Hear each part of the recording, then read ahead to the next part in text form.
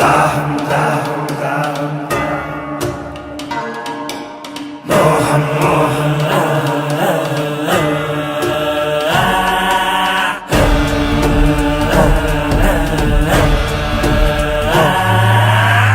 దాహం దాహం అధికార దాహం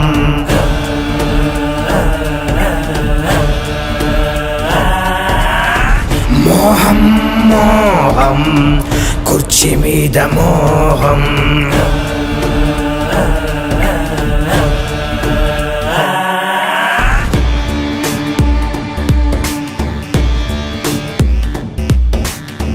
మరిచింది రక్త సంబంధం ఆరింది పులివెందుల దీపం పెరిగింది కోదం ఇది జగన్నాథ వ్యూహం ఇది బయటకి రాని చక్ర వ్యూహం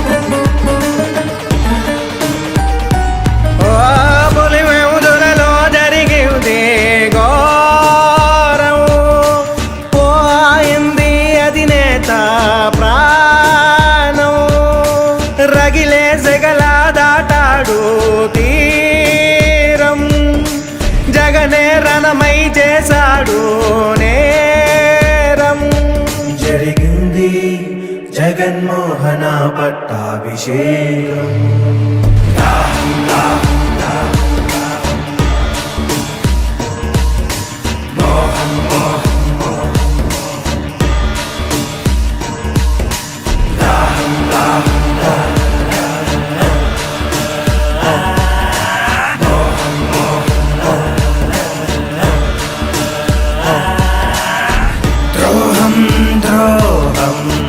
విశ్వాస ద్రోహం మదనం మదనం తెర వెనక మరణం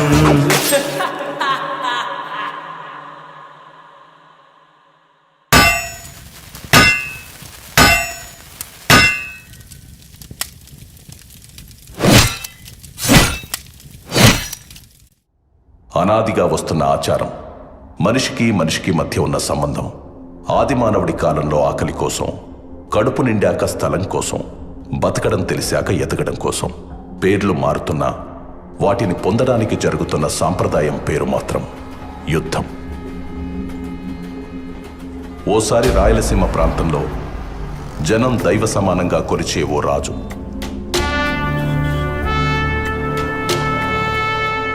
ఆ రాజు కడుపున రాక్షస మృగం పుట్టింది.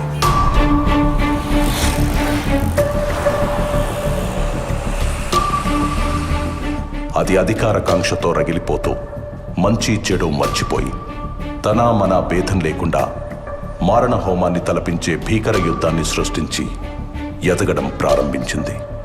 ఈ కథ మీకు అర్థం కావాలంటే ముందు మీకు పాత్రధారుల గురించి తెలియాలి. ఇది మన కథానాయకుడి వంశవృక్షం. ఎడుగూరి సందింటి ఫ్యామిలీ ట్రీ, అంటే YS family tree. YS Venkatreddy అనే పెద్ద మనిషికి 2 భార్యలు. మొదటి భార్య లక్ష్మమ్మ, రెండో భార్య మంగమ్మ. మొదటి భార్యకి ఒకే ఒక కుమారుడు, ఆయనే చిన్న కొండారెడ్డి. రెండో భార్య మంగమ్మకు 4 మగబిడ్డలు, 5 ఆడబిడ్డలు. ఈ 4 ఒకడు రాజారెడ్డి. ఆయన భార్య జయమ్మ. వాళ్ళకి 6 మంది మగబిడ్డలు, 5 మంది ఆడబిడ్డలు. అక్కడ మొదటి భార్య కొడుకు చిన్న కొండారెడ్డికి కూడా 6 మంది మగబిడ్డలు, 5 మంది ఆడబిడ్డలు. ఇప్పుడు మన కథకి సంబంధించినట్టు రాజారెడ్డి కొడుకుల్లో ఒకరు ఆంధ్రప్రదేశ్ గర్వం రాజశేఖర్ రెడ్డి, ఇంకొకరు ఆయన తమ్ముడు వైఎస్ వివేకానంద రెడ్డి. అక్కడ చిన్న కొండారెడ్డి ఫ్యామిలీ నుంచి మన కథకి సంబంధించినట్టు ఆయన మగబిడ్డల్లో వైఎస్ భాస్కర రెడ్డి మరియు ఆడబిడ్డల్లో వైఎస్ సుగుణ. వీళ్ళిద్దరూ ఇంకో ఫ్యామిలీ నుంచి కుండ మార్పిడి పెళ్లిళ్ళు చేసుకున్నారు. వైఎస్ భాస్కర్ రెడ్డి లక్ష్మమ్మకు పుట్టిన మగబిడ్డ వైఎస్ అవినాష్ రెడ్డి. అక్కడ వైఎస్ సుగుణ గంగిరెడ్డికి పుట్టిన ఆడబిడ్డ వైఎస్ భారతిరెడ్డి. ఇక్కడ మన అధినేత రాజశేఖర్ రెడ్డికి ఒక మగబిడ్డ, ఒక ఆడబిడ్డ. మగబిడ్డ పేరే వైఎస్ జగన్మోహన్ రెడ్డి, ఆడబిడ్డ పేరు వైఎస్ షర్మిల. ఆయన తమ్ముడు వైఎస్ వివేకానంద రెడ్డికి ఒక ఆడబిడ్డ, ఆమె పేరే వైఎస్ సునీత. వైఎస్ జగన్మోహన్ రెడ్డికి వైఎస్ భారతిరెడ్డినిచ్చి పెళ్లి చేశారు. వైఎస్ అవినాష్ రెడ్డి భారతికి మేనమామ కొడుకు. ఆయన రాజకీయ భవిష్యత్తు కోసం జరిగిన యుద్ధమే మన ఈ కథ.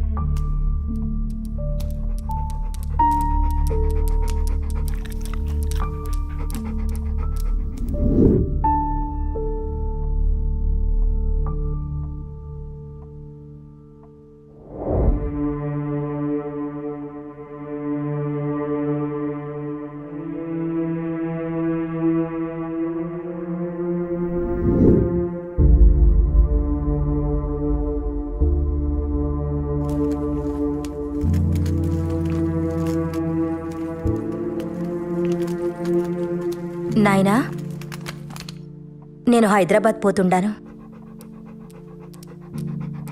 ఇంకో 2 దినాలు ఉండిపోవచ్చుగా తల్లి. నాకు కూడా ఉండాలనే ఉండాది నాయనా, కానీ హాస్పిటల్ నుండి కాల్స్ వస్తుండాయి. పిల్లలు కూడా నా కోసం ఎదురు చూస్తుండారు. సరే తల్లి, హాస్పిటల్ అంటుండా, దాని మీద ఎంతో మంది ప్రాణాలు ఆధారపడి ఉన్నాయి. ఎవరి ఆలస్యం వల్ల వాళ్ళకు అన్యాయం జరగకూడదు. పోయిరా తల్లి. ఎక్కువ ఆలోచించి మీ ఆరోగ్యం పాడు చేసుకోకండి. టైంకి మందులు తినండి నాయనా. సరే అయితే పోయొస్తాను నాయనా. ఆశీర్వదించండి. మంచిది, క్షేమంగా పోయిరా తల్లి.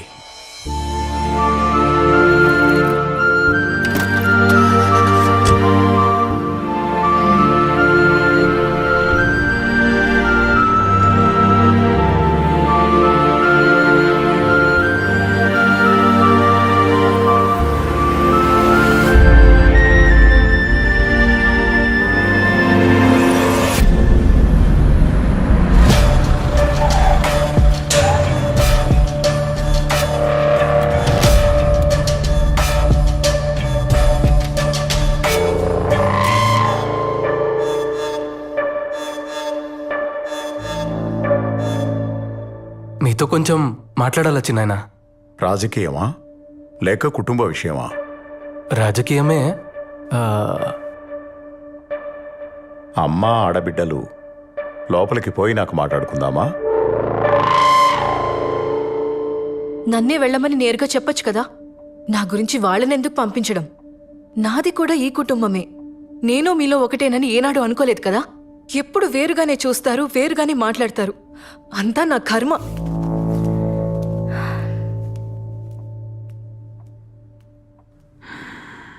మేము కొత్త పార్టీ పెడతాండాం నాయన పేరు మీద. మీరు కూడా మాతోనే ఉంటారనుకుంటున్నాను. ఎవరెవరున్నారు మీ పార్టీలో? అంతా మనకు తెలిసిన వాళ్లే. గుంటూరులో దినేష్, నెల్లూరులో నరేష్, ఇంకా కడపలో మన అవినాష్.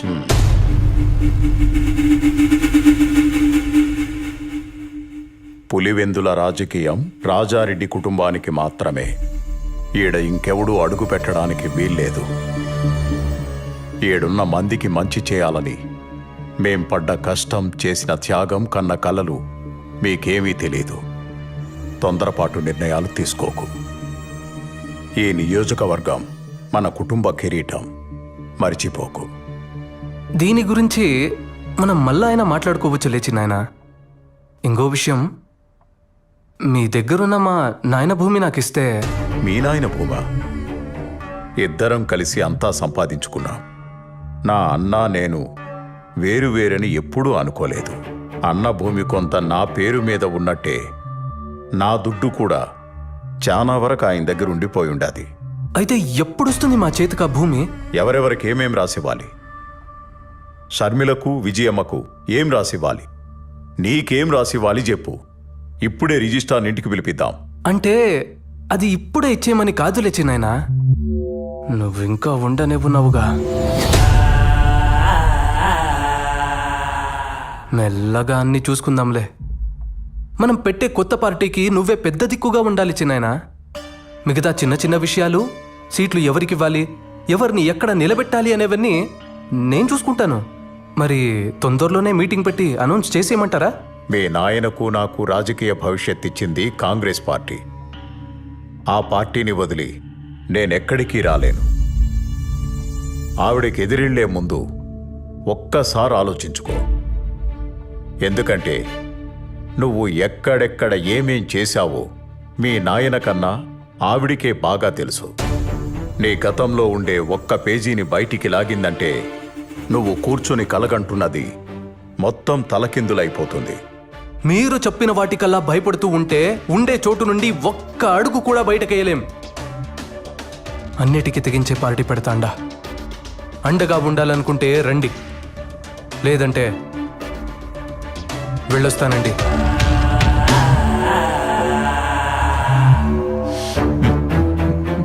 ఎందుకు వివేక వెనక్కి తగ్గుతుండావు? పార్టీ పెద్దగా నిన్నే ఉండమని అడుగుతా ఉండాడు కదా. నీకేమన్నా తక్కువ అయి ఉంటే చెప్పు. ఆడి కోపం తెప్పించి నువ్వేమో ఇట్ట నవ్వుతా ఉండావు. అసలు నీ ఉద్దేశం ఏంటి? ఈరోజు నీ కొడుకు కోసం ఇంత గట్టిగా అడుగుతుండావే వదినమ్మా. వాడు నా మీద చెయ్యెత్తిన రోజు మాత్రం ఒక్క మాట కూడా మాట్లాడలేదే. నేను పార్టీకి పెద్ద దిక్కంట. సీట్లు ఎవరికివ్వాలో, ఎక్కడ ఎవరిని నిలబెట్టాలో వాడే నిర్ణయిస్తాడంట. వాడు ఈడికొచ్చింది నన్ను పార్టీలోకి పిలవడానికి కాదు. నేను పార్టీ పెట్టుకుంటున్నా వచ్చి చేరితే చేరమని చెప్పడానికి మాత్రమే. నా దారి వాడి దారి వేర్వేర్లే.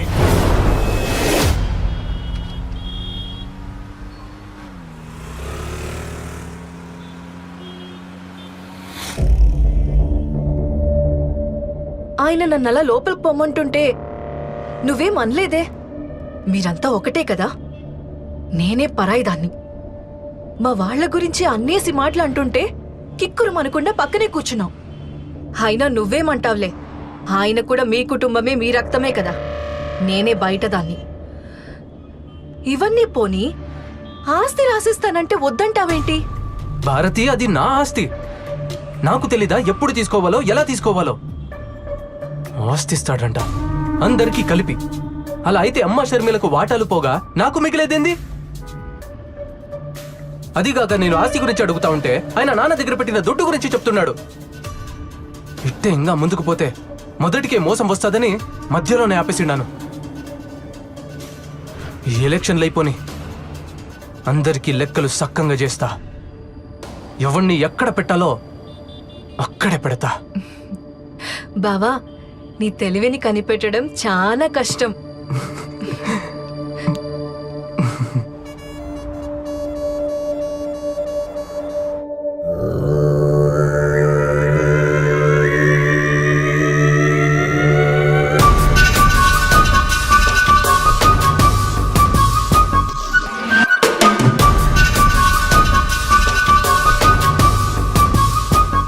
చూడు మామా, మా ఆయన ఆస్తి ఇవ్వమని అడిగితే నానా మాటలన్నీ అని పంపించాడు వీళ్ళ చిన్నాన్న.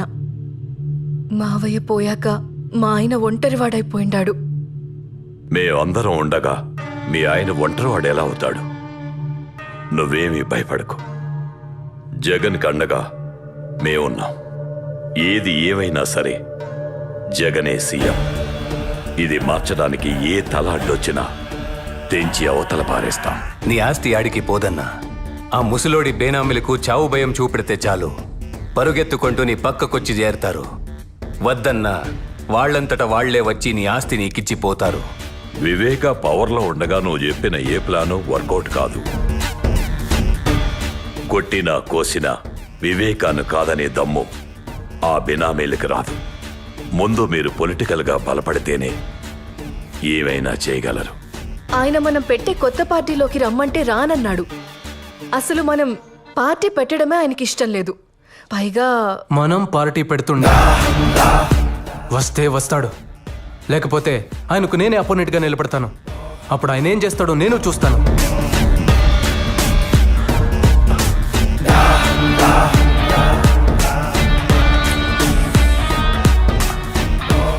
నువ్వు వివేకకి పోటీగా వెళ్తే అతనికి కోపం వస్తుంది. వివేక కోపం వాలికొన్న వరం లాంటిది. ఎదురుగా ఎవడున్నా సరే సగం బలం ఇట్టే లాగేసుకుంటాడు. జగనన్న ముందు వివేక ఎంత నాయనా? అయినా ఈ కడప రాజకీయం మనకేమైనా కొత్త? రాష్ట్ర రాజకీయానికి కడప రాజకీయానికి జింక పిల్లకి పెద్ద పులికి ఉన్నంత తేడా ఉంటాది. ఇది తెలియకే ఎంతో మంది నాయకులు చాలా తొందరగా చచ్చిపోయి ఉండారు. మన పెద్ద పులి రాజశేఖర్ రెడ్డి అంతటోడే. కడపలో నెగ్గాలంటే వివేక అవసరమై ఉండాడు. అది స్వయంగా ఆయనే ఒప్పుకున్నాడు. ఇప్పుడేం చేద్దామంటావు? ఏమి చేసినా విజయమే చేయాలా? మా ఆయన వల్లే కాలేదంటే ఆవిడెళ్ళి ఏం చేస్తుంది మామా? వివేకకి విజయం అంటే చాలా గౌరవం. ఆవిడ ఎలక్షన్లో నిలబడతాదంటే వివేక పోటీలో కూడా ఉండడు. దాహం దాహం అధికార దాహం. నియంతలా మారాలని ఒకడి రాజకీయ స్వార్థానికి సాయంగా దాన్ని మరింత బలంగా మార్చే దిశగా కొన్ని శక్తులు పనిచేయసాగాయి.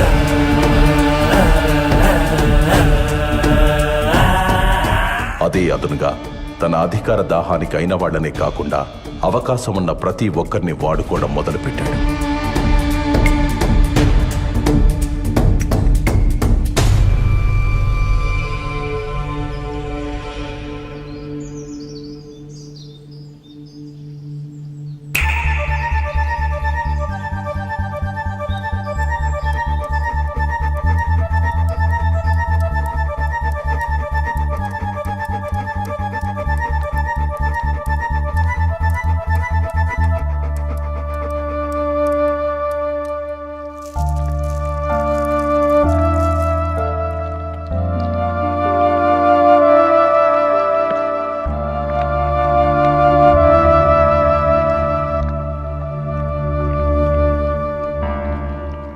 ఏంటి వదినమ్మా, ఇలా సడన్గా వచ్చారు?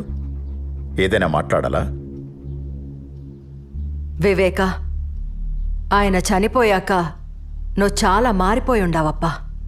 ఆస్తి గురించి వస్తే కొడుక్కి షర్మిలకి నాకు సపరేట్గా ఇస్తానని చెప్పుండావు. జగన్ మనసు ఎంత బాధపడుండాదో తెలుసా? మాలో మాకే నువ్వు గొడవ పెట్టబోతుండావు. ఈరోజు నేను మీకో దుర్మార్గుడిలా కనిపిస్తుండానేమో, కానీ నా మాట మాత్రం మీరు మర్చిపోగాకండి. ఏదో ఒకరోజు మిమ్మల్ని ఇద్దరినీ ఆ జగన్ భారతి రోడ్డు మీద నిలబెడతారు.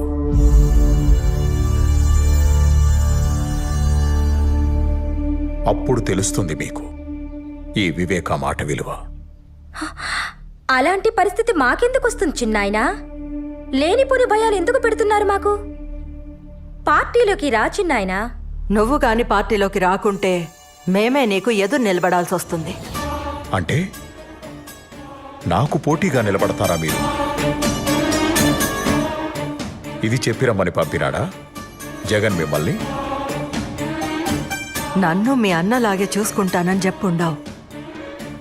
అందులో ఏమాత్రం నిజం ఉన్నా నా కొడుకుని గెలిపిస్తానని నాకు మాట ఇవ్వు వివేక. అయ్యా, మేడం ఫోన్ చేశారు.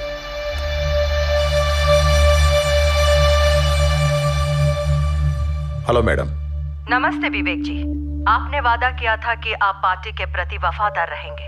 इस वादे को निभाते हुए इस बार आपको कांग्रेस पार्टी के लिए पुलिवेंदला से चुनाव लड़नी होगी। अगर आप हमारे साथ खड़े रहोगे तो हमें बेहद खुशी होगी। विवेका जी, आप सुन रहे हो? विवेका जी, आप जैसा कहेंगे वैसा ही होगा मैडम। शुक्रिया। I promise you. I am going to contest him. Pulivendula constituency. Okay madam, thank you.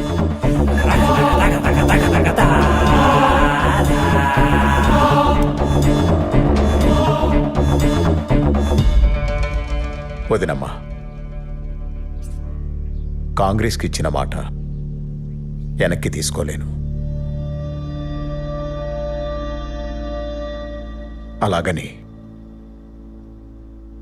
చనిపోయిన మా అన్న కుటుంబానికి అన్యాయం చేయలేను. నా ఇంటి గడప తొక్కి కన్నీటితో అడిగిన మీ మాటను కాదనలేను.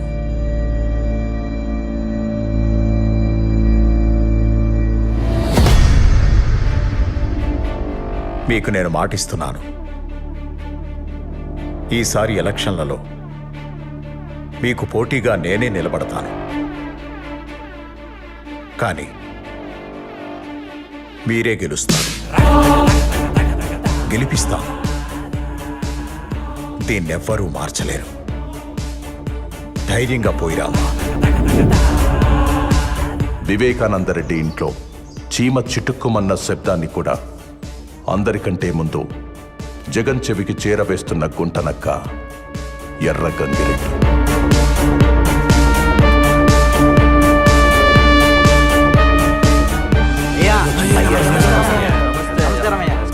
అయ్యా, మీరట కాలు మీద కాలేసుకొని కూర్చోండి.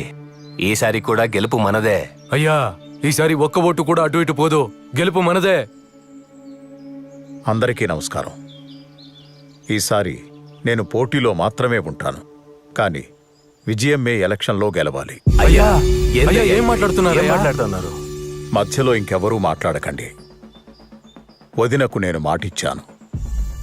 ఎవరూ భయపడకండి. మీకు కూడా మాటిస్తున్నాను.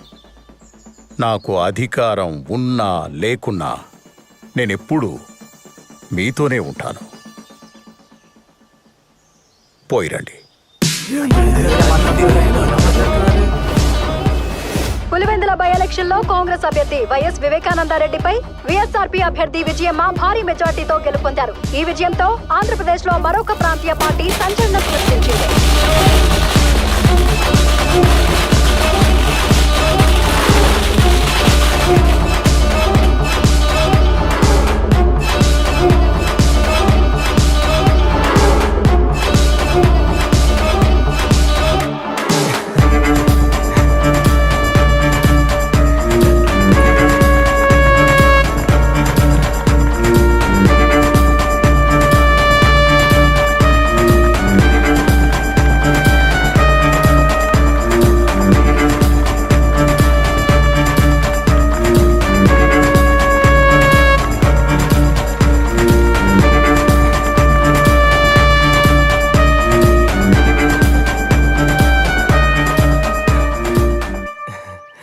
మనం గెలిచిండా నాయనా, చాలా సంతోషంగా ఉండదు.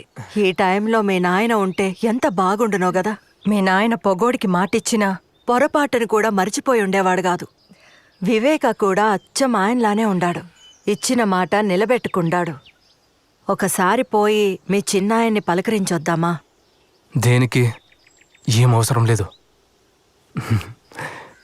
నువ్వు గెలిచింది ఆయన మాట మీద కాదు, మా కష్టం మీద.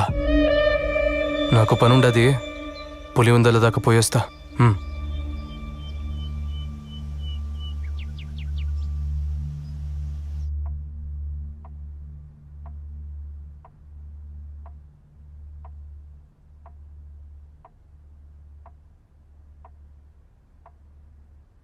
అన్నా, మనం ఇప్పుడు పవర్లో ఉండాం కదన్నా. ఆ వివేక ఒంట్రోడయిండు. ఇప్పుడు వాళ్ళ పేనామిల్ని పిలిపించి ఆస్తి గురించి అడుగుదామా? వివేకాన్ని తక్కువ అంచనా వేస్తుండారు. మిమ్మల్ని గెలిపించాడు అంటే వాడు ఓడిపోయినట్టు కాదు. నాకు తెలిసినట్టు ఎమ్మెల్సీ ఎన్నికల్లో పోటీ చేస్తుండాడు. ఎమ్మెల్సీ ఎన్నికలు ఉంటాయని కూడా తెలియకుండానే రాజకీయాలకు వచ్చేసుండారా మీరిద్దరు? ఉప ఎన్నికల్లో ఓడిపోయి డిపాజిట్ ను కాపాడుకున్న వైఎస్ వివేకానందరెడ్డిని వ్యవసాయ శాఖ మంత్రిని చేసిన ప్రభుత్వం గతంలో ఎమ్మెల్సీగా పనిచేసి పదవీ కాలం ముగియడంతో రాజీనామా చేసిన వైఎస్ వివేకానందరెడ్డిని ప్రభుత్వం మళ్లీ ఎమ్మెల్సీని చేసి వ్యవసాయ శాఖ మంత్రిని చేసింది.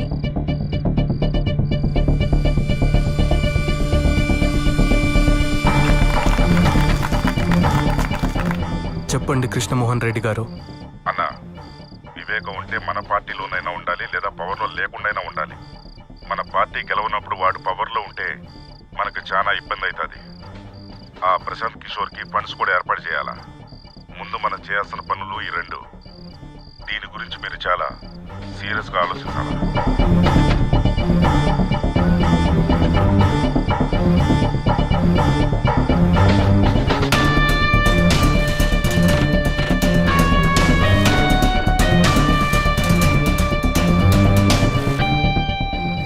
రెండు 2014 ఎలక్షన్ తర్వాత ఆంధ్రప్రదేశ్ రాష్ట్రంలో కాంగ్రెస్ కనపడకుండా పోయింది.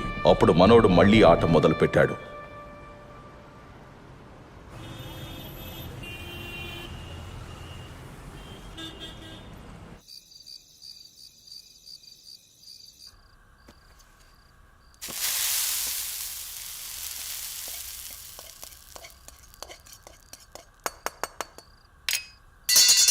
అయ్యో, పెద్దమ్మా, ఇంట్లో ఇంతమంది పనివాళ్ళుండగా నువ్వెందుకు వంట చేస్తుండావు?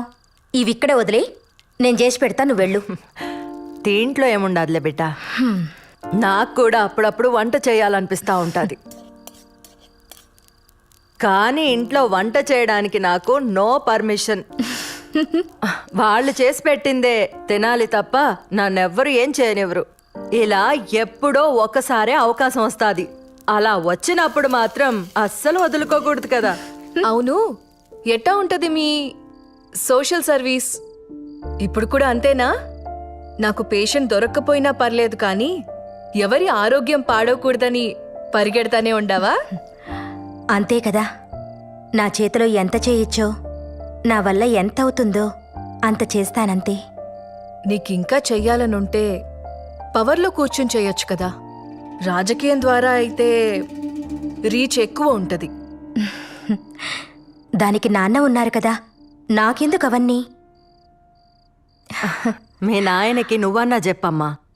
ఆయనతో జనాలకి ఎంత అవసరమో ఆయనకి రాజకీయం కూడా అంతే అవసరం. మేం చాలాసార్లు అడిగి చూసినాం, ఒక్కసారి కూడా మా మాట వినకపాయే. ఆ కాంగ్రెస్ పార్టీకే విధేయుణ్ణి అంటుంటాడు. ఇప్పుడు రాష్ట్రంలో కాంగ్రెస్ పార్టీ లేకుండా పోయింది. కనీసం ఇప్పటికైనా మాతో చేరమని చెప్పమ్మా.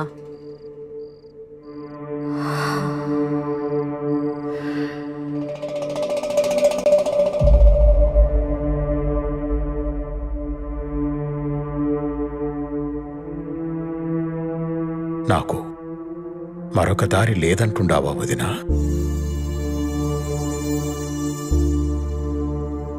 మనమిలా తలో పక్కా విడిపోయి అవమానం పాలు కావద్దంటాండాను. ఆలోచించు వివేక.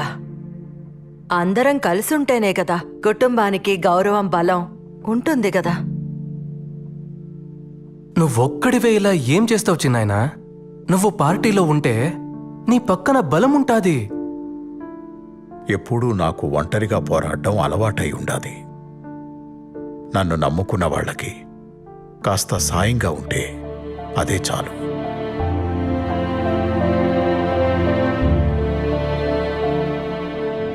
అమ్మా సునీత, నువ్వైనా చెప్పమ్మా మీ నాయనకి. ఎందుకంత మొండి పట్టు పట్టుకుని కూర్చుండావు నాయనా? వీళ్ళు తప్ప మనకెవరుండారు? ఏదైనా అందరూ కలిసే చేయండి, అది రాజకీయమైనా ఇంకేదైనా.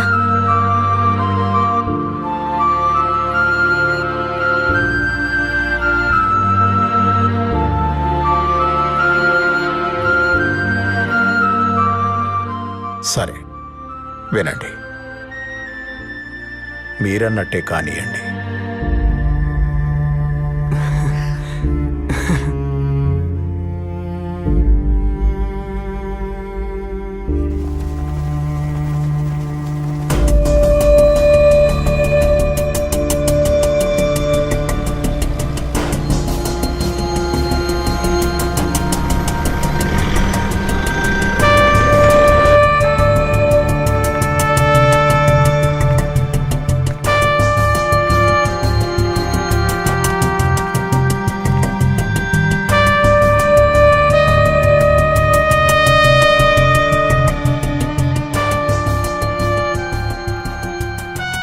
దేవుడి దయతో ఈరోజు వాతావరణం కూడా చల్లగా ఉంది.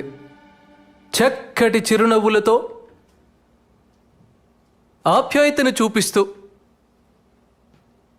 ప్రేమానురాగాలు పంచిపెడతా ఉన్న ప్రతి అక్కకు, ప్రతి చెల్లెమ్మకు, ప్రతి అవ్వకు, ప్రతి తాతకు, ప్రతి సోదరుడికి, ప్రతి స్నేహితుడికి ముందుగా 2 చేతులు జోడించి హృదయపూర్వకంగా కృతజ్ఞతలు తెలుపుకుంటా ఉన్నా.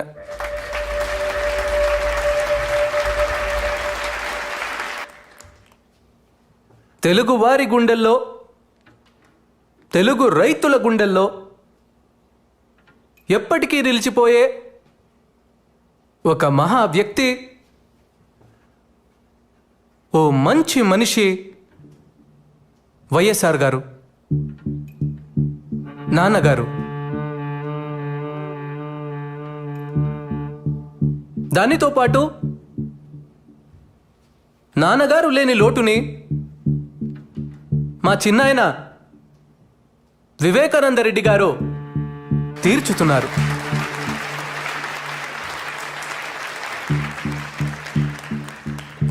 ఆయన మన పార్టీలో చేరడం వల్ల మనకు 1000 ఏనుగుల బలం వచ్చింది. ప్రజల ఆశీస్సులు, రైతన్నల ఆశీస్సులు, అక్క చెల్లెమ్మల ఆశీస్సులు ఎల్లప్పుడూ మన పార్టీకి ఉండాలంటే చిన్నాయన వివేకానందరెడ్డి గారి ఆశీర్వాదం మనకు చాలా అవసరం.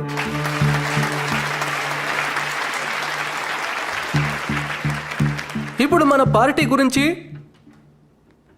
మన కర్తవ్యాల గురించి చిన్నాయన మీకందరికీ తెలియజేస్తాడు. ఈ 2 మాటలు చెప్పి నేను సెలవు తీసుకుంటా ఉన్నా. మా అన్న రాజశేఖర్ రెడ్డి బిడ్డ మన వైఎస్ జగన్ మంచి ఉద్దేశంతో పార్టీ పెట్టుండాడు. రైతులందరికీ అలాగే పేదలకు మంచి చేయాలని ఈ పార్టీ పెట్టుండాడు. ఈ పార్టీకి మా సపోర్టే కాదు, మీ అందరి సపోర్టు కావాలి. మీ అందరూ మీ జగనన్నని గెలిపించండి. నమస్కారం.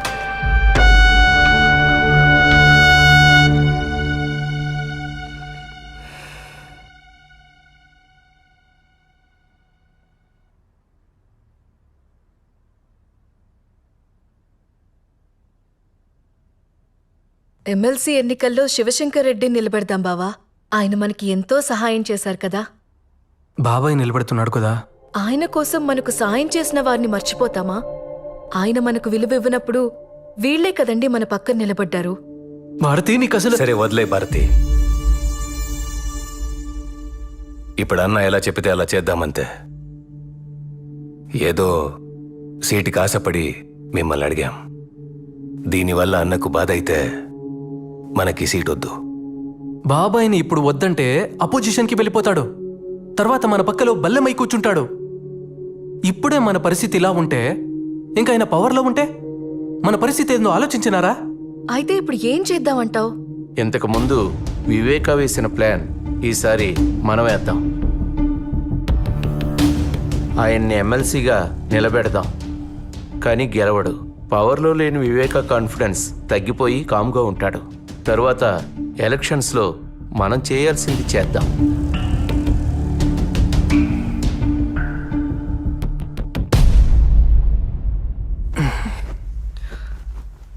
సరే కానివ్వండి.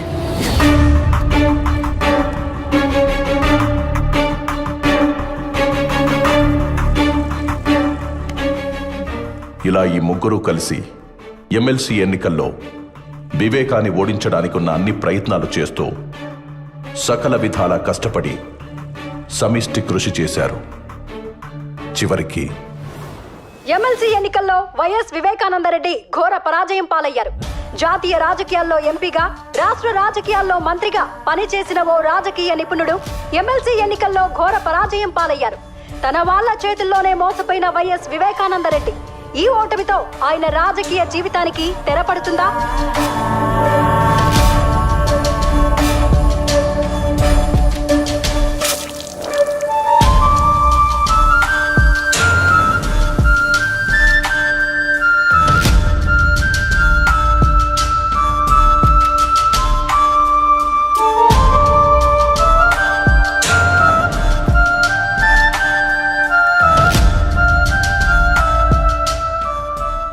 దశాబ్దాల రాజకీయ జీవితంలో వివేకాకు ఈ ఓటమి అతిపెద్ద అవమానమైంది. దీని గురించి చాలా ఆలోచించారు.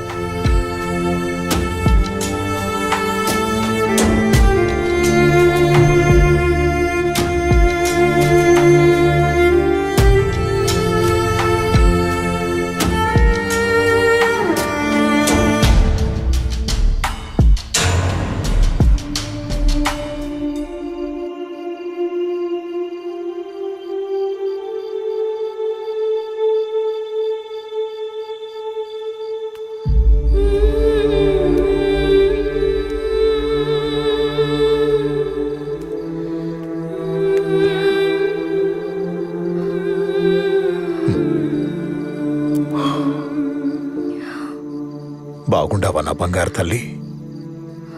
నిన్ను చూడాలని అనుకుంటుండా, ఈలోగా నువ్వే వచ్చేసినావు. ఈ నాయన మనసు నీకెట్టా తెలిసిపోతుండాది బంగారు తల్లి? నేను చెప్పడం వల్లేగా నువ్వు ఓడిపోయినావు. మన వాళ్లతో కలిసి ఉండమన్నానే కాని ఓడిపోమని కాదు నాయనా. ఎందుకో ఈ ఓటమిని చూడలేకపోతుండాను. అయ్యో పిచ్చి నా తల్లి,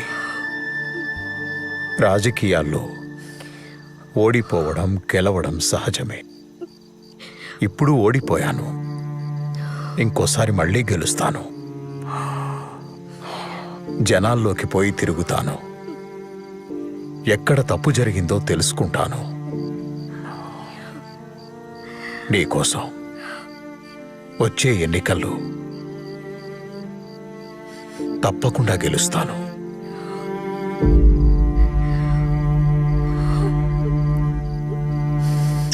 ఎక్కడ తప్పు జరిగిందని తెలుసుకోవడానికి తన ప్రయత్నాలు మొదలుపెట్టాడు.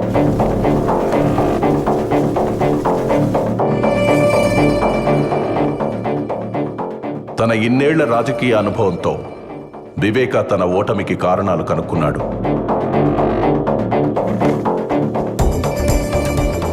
వచ్చే ఎన్నికల్లో గెలుపుకు సర్వం సిద్ధం చేశాడు.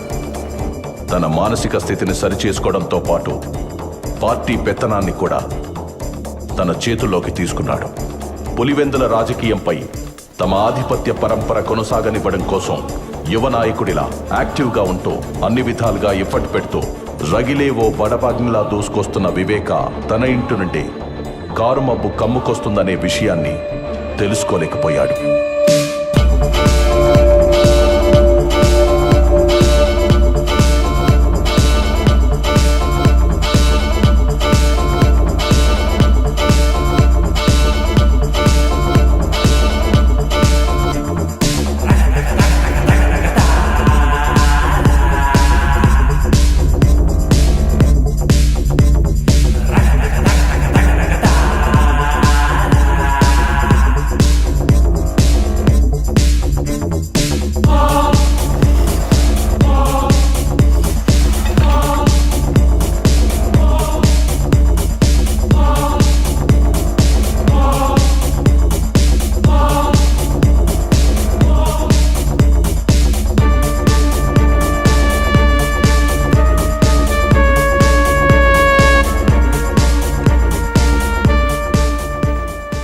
రోజులు గడుస్తున్న కొద్దీ పార్టీలో వివేకా చరిష్మా పెరిగి అది తన రాజకీయ భవిష్యత్తుపై ప్రభావం చూపుతుందనే భయం మొదలైంది.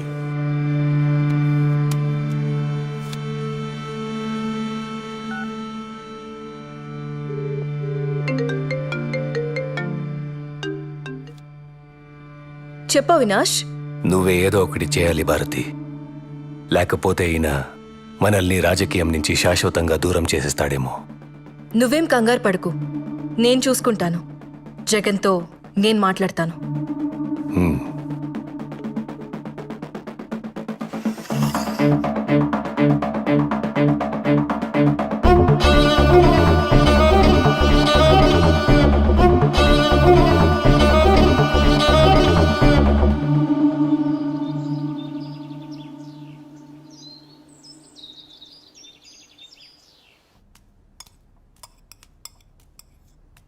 మీతో కొంచెం మాట్లాడాలి చిన్నమామ.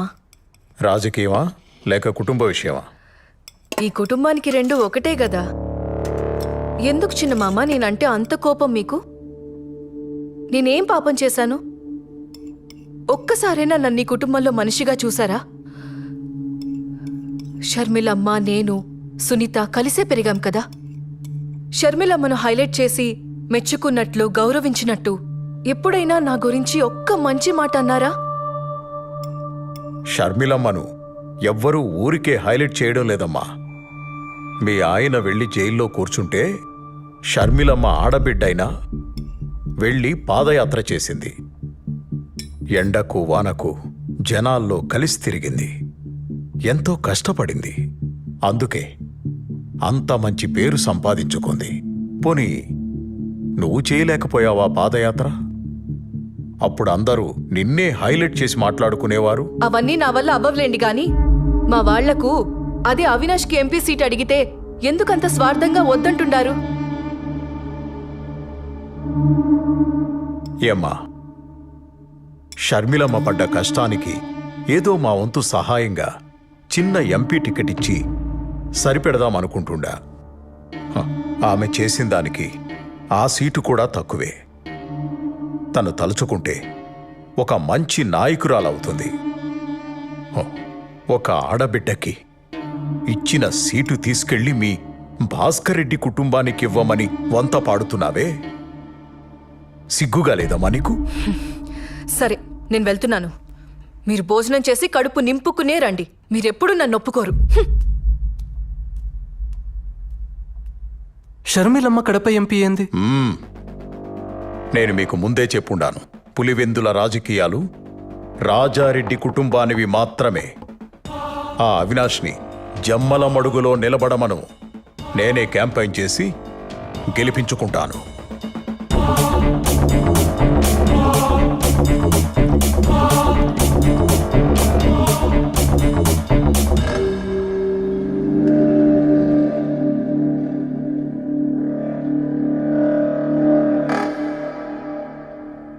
ఏమంటున్నాడు? మా వాడికి సీట్ ఇవ్వడు, అంతే కదా? వదిలే భారతి, మేం మీతో ఉండేది సీటు కోసం కాదు,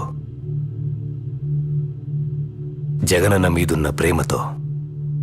అన్నా, నీకు కష్టం వచ్చినప్పుడు మా చేతనైంది చేసిండాం. నువ్వు నాకు సీట్ ఇచ్చినా లేకపోయినా మేమెప్పుడూ నీ పక్కనే ఉంటాం. నీ మంచితనం జగన్కి ఇంకా అర్థం కావడం లేదులే బావా. వాళ్ళ బాబాయ్ చేతిలో కీలు బొమ్మలా ఆడుతాండాడు. జగన్ బాగు కోసం మనం ఆలోచిస్తా ఉంటే ఈయనేమో వీళ్ళ బాబాయ్కి సపోర్ట్ చేస్తా ఉండాడు.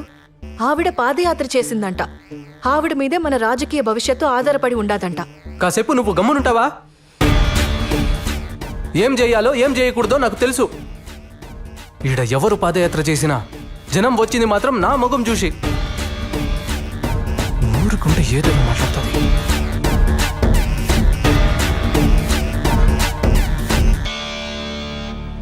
ఎలా ఉన్నారు చిన్నాయన? సడన్ గా పిలిచినారు? షర్మిలమ్మ, కడప ఎంపీగా నువ్వే నిలబడుతుంటావు. చిన్నాయన, అన్న చెప్పారు కదా ఆ సీటుని అవినాష్కి ఇస్తున్నారని. మరి నీ సంగతి ఏంటి తల్లి? నాదేముంది, మనది పార్టీ, మనది జెండా. అయినా అన్న ఇప్పుడు నాకేం తక్కువ చేస్తుండాడు? అది కాదు తల్లి, పార్టీ మనదనుకోవడం వేరు, పార్టీ పవర్లో మనం ఉండడం వేరు తల్లి. నాకేం తెలుసు చిన్నాయన ఈ రాజకీయాలన్నీ. నీకేమీ తెలియకుండానే పాదయాత్ర చేసినావా? జైల్లో ఉన్న మీ అన్నని జనాలు నమ్మేటట్టు చేసినావా? వాడి మీద పడ్డ మచ్చని చెడ్డ పేరుని పోయేలా చేసినావా? అసలు పార్టీకి ఇన్ని సీట్లు రావడానికి, ఇంత నమ్మకం ఉండడానికి అది నీ పాదయాత్ర ఫలితం తల్లి. నా అన్న రాజశేఖర్ రెడ్డి బిడ్డగా జనం వాడిని చూడడం. పాదయాత్ర ఎవరు చేసినా జనం వచ్చింది మాత్రం వాడి మొహం చూసనుకుంటున్నాడు. ఎప్పటికైనా వాడికి సరిపోటి నువ్వే తల్లి. నీకు రాజకీయం తెలియకే, అది నీ రక్తంలోనే ఉండాలి.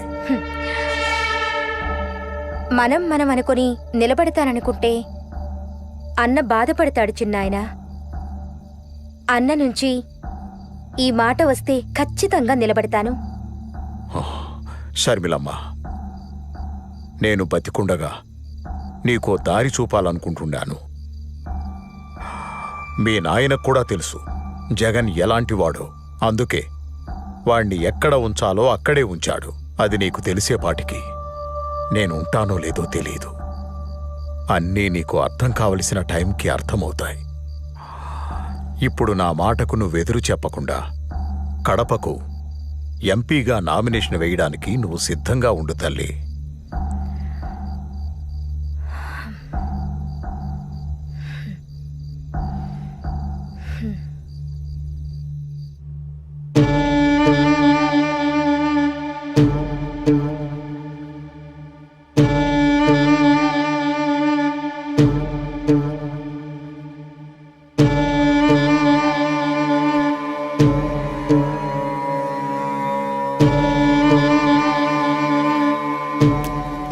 ఈసారి ఎలాగైనా మనం గెలవాలి జగన్ గారు. ఏదో ఒకటి చేయండి. మన కోడికత్తి ప్లాన్ కూడా వర్కౌట్ అవ్వలేదు. ఈసారి ఏదైనా చేస్తే కొంచెం ఎమోషన్గా ట్రై చేయాలి. ఏం చేద్దాం మరి? మీరే చెప్పండి. దాన్ని మీరు మాట్లాడుకోండి. మిగతాది గ్రౌండ్ రిపోర్ట్ వచ్చినాక మనం మళ్ళీ కలుద్దాం. Some emotional things has to happen. చూడండి, ఇది మాత్రము గట్టిగా గుర్తుపెట్టుకోండి. వస్తాను.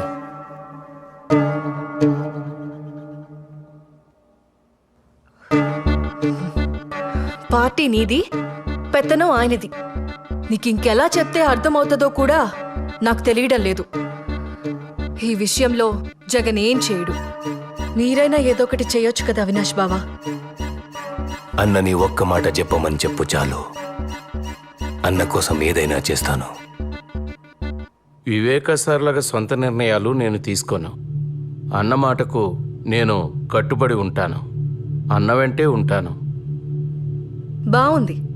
మీరు మీ అన్న మాట వింటారు, ఆయన వాళ్ళ బాబాయ్ మాట వింటారు. ఇదిలాగే ఉంటే ఏదో ఒక రోజు షర్మిలమ్మని సీఎం చేసేస్తాడు. అప్పుడు మనమందరం కలిసి అడుక్కు తిందాం. సరే, ఈ మాటలన్నీ ఎందుకో? ముందు ఏం చేయాలో అది చూడండి. పీకే చెప్పాడు కదా, సింపతి వర్కౌట్ అవ్వాలని. అన్నా, ఇది చాలా కష్టమైన పనన్నా. నీకోసం ఎంత కష్టమైనా భరిస్తాను, కానీ అడ్డుంది పెద్ద నీడ. ఇంతకంటే పెద్ద నీడల్నే. చూడు, నీకు కావలసిన సపోర్ట్, ఇన్ఫ్లుయెన్స్ నేను చూసుకుంటాను. నువ్వేం చేయాలనుకున్నావో చేసేయి. సరే అన్నా, అయితే మనకున్న అడ్డుని శాశ్వతంగా తొలగించేస్తానన్నా. నీకు రాజకీయ భిక్ష పెట్టుండాను. ఆ కృతజ్ఞతను చూపెట్టే సమయం ఇది. నువ్వేం చేయాలనుకున్నావో చేయి. నేను సీఎం అవ్వాలి, అంతే.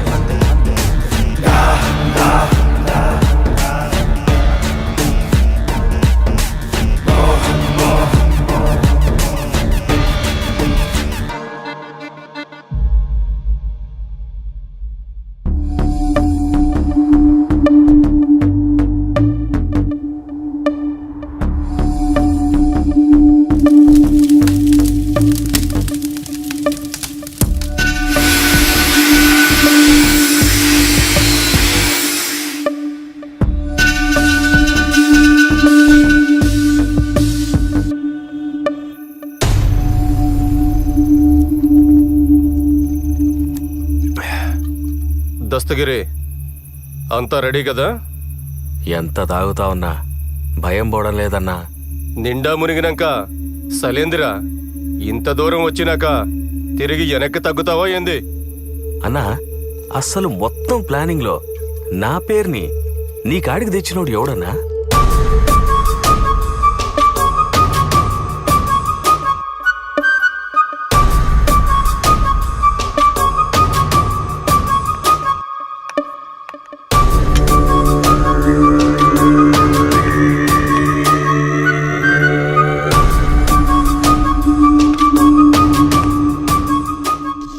ఏంది నాయన ఇంత కూల్గా ఉన్నావు?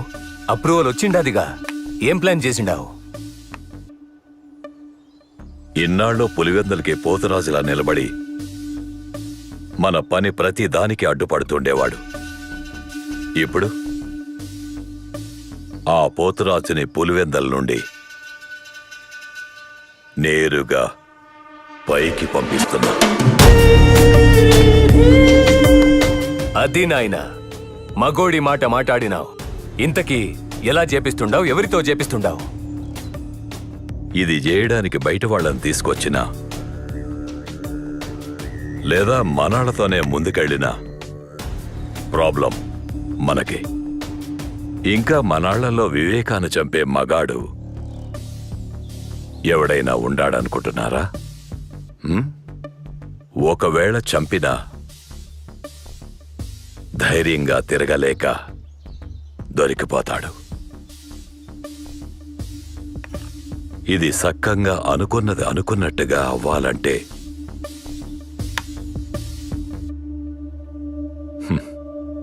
కొందరు వల్లే అయితాది. ఆ కొందరు ఎవరు నాయనా? ఒకటి, ఆయన గురించి అంతా తెలిసే ఉండాలా, ఆయన పక్కనే ఉండాలా, ఆయన మీద పగ పీకల దాకా ఉండాలా.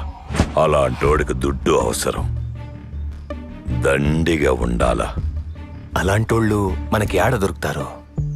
ఏడా వెతకనవసరం లేదు, అందరూ మన చేతుల్లోనే ఉండారు. మొదటివాడు ఆయనతోనే తిరుగుతా మనకు సాయం చేసే ఎర్ర గంగిరెడ్డి. బెంగళూరు సెటిల్మెంట్లో వివేక గంగిరెడ్డి వాటాను కూడా వాళ్ళకే ఇచ్చేసి మంచి పేరు తెచ్చుకున్నాడు. ఈడేమో ఆయన మీద పగ పెంచుకున్నాడు. ఇక రెండోవాడు దస్తగిరి. వివేక వీడిని నానా మాటలని అందరి ముందు అవమానం చేసి బయటకు తోసేసి ఉండాడు. ఇప్పుడు వీడికి వివేక మీద కోపం ఉంది, దుడ్డు అవసరం ఉండాది. వీళ్లతో పాటు మన సునీల్ యాదవ్, ఉమాశంకర్ రెడ్డి, నేను కూడా ఉంటాను. దస్తగిరిని దారిలోకి తెచ్చి మిగిలినంత సునీల్ యాదవ్ చూసుకుంటాను.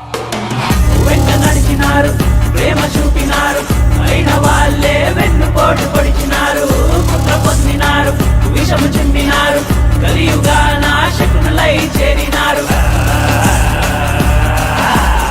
నమ్మించి మోసం చేసే వాళ్ళ అస్త్రం ఇది, ఆ నలుగురి కుట్రం.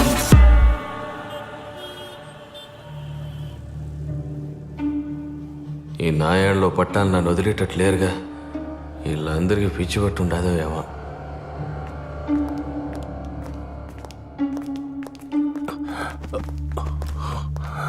కూర్చోండి కూర్చోండి. నమస్తే సార్. మీరు అటు కూర్చోండి. ఏం దస్తగిరి, ఎన్నాళ్ళనిట్ట కారు నడుపుకుంటూ బతుకుతావు? లైఫ్లో ఎదిగే ఆలోచనలు ఏమైనా ఉండాయా? నాకేం వచ్చన్నా డ్రైవింగ్ తప్ప. నీ లైఫ్ సెట్ అయిపోయే పని చెప్తా, చేస్తావా? ఈ పనికి నువ్వేం భయపడాల్సిన అవసరం లేదు. మేమందరం నీ అనుకుంటాం. నీ మీద ఈగ కూడా వాలకుండా చూసుకుంటాం. వివేక తల మీద 45 crores ఉండాది. నీ వాటా 5 crores వస్తుంది. ఎక్కువగా ఆలోచించుకో. మాకు ఈ పని చేసి పెట్టినావంటే చాలు, నీ దశ తిరిగిపోతుందిరా.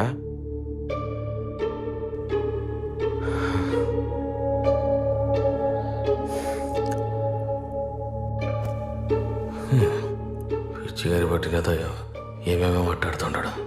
సునీల్, ఆడి పని చేస్తాడంటావా? మరేంటాడు మాట్లాడుతూ ఉంటే మధ్యలో లేసి వెళ్ళిపోతా ఉన్నాడు? ఆడిని నేను ఒప్పిస్తానన్నా. ఏమి ఆడంత బతిమాలుకోవాలనా? ఆడు లేకపోతే మనం ఈ పని చేయలేమా? చెయ్యలేము.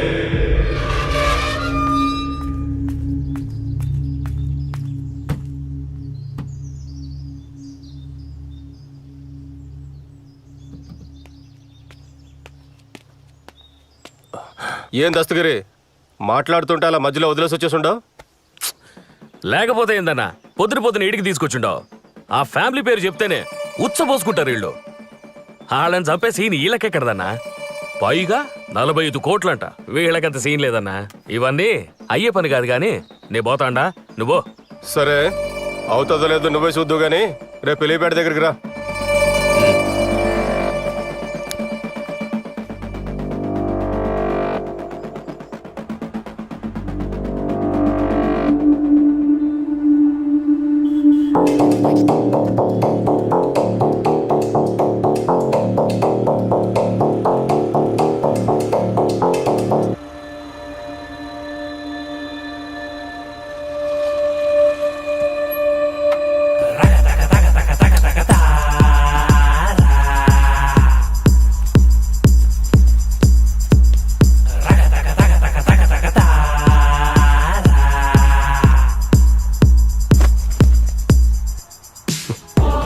చూసుండవా, ఇప్పుడే ₹1 నీ చేతికొచ్చుండది. పని అయినాక మిగతాది కూడా వచ్చి చేరుతుంది.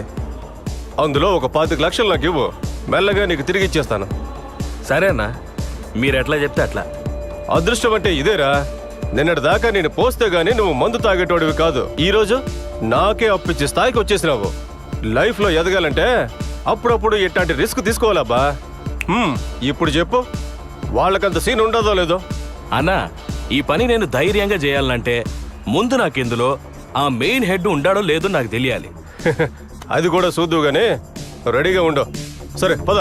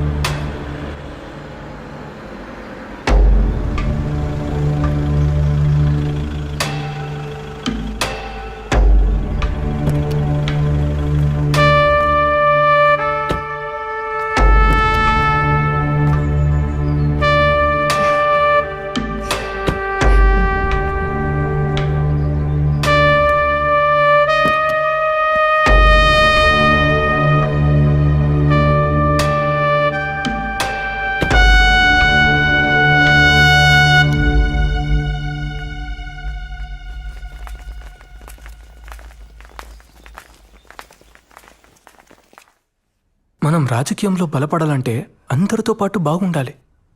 అవును, వాళ్ళని నువ్వే రమ్మన్నావా? అవినాష్ చెప్తాడు. అవినాష్ అన్నా, వాళ్ళు చిన్న మనుషులు కదా, ఇక్కడేం చేస్తున్నారు? ఈసారి కొంచెం గట్టిగానే ప్లాన్ చేశామన్నా. ఈ దెబ్బతో మన సమస్యలన్నీ తీరిపోతాది. ఆ పీకే చెప్పినట్టు జనాల్లో సింపతి క్రియేట్ అవుతుంది. ఏం చేసినా సైలెంట్గా అయిపోవాలి. సరే అన్న, అసలు ప్లాన్ ఏంటంటే అవన్నీ నాకు అవసరం లేదు. మీరేం చేస్తారో చేయండి. పీకే చెప్పినట్టు సింపతి గట్టిగా వర్కౌట్ అవ్వాలి. జనాలకి మన మీద నమ్మకం రావాలి. దానికోసం మీరు ఎంతవరకైనా వెళ్ళండి. మీ వెనకాల నేనుంటాను. సరే, నేను చూసుకుంటానన్నా.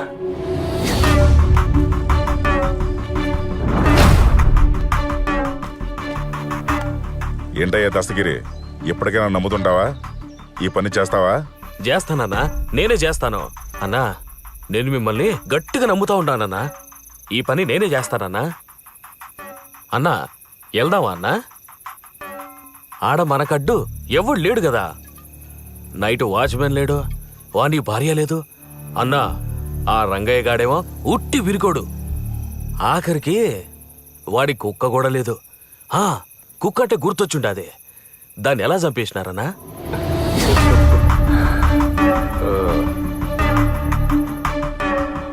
ఎప్పుడైతే మేము ఈ ప్లాన్ అనుకున్నామో అప్పటి నుంచి ఆయన ఇంటి చుట్టూ నిఘా పెట్టినాం.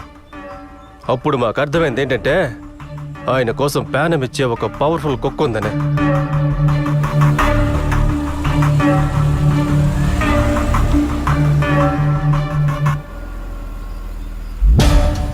విశ్వాసం లేని బంధువుల కన్నా ఈ పెంచుకున్న కుక్కలే చాలా డేంజర్. దాని ప్యానం పోయినా వివేకాకి ఏం జరగనివ్వదు. దాన్ని చంపేస్తే వివేక ఊపిరి సగం తీసేసినట్టే అనుకున్నాం.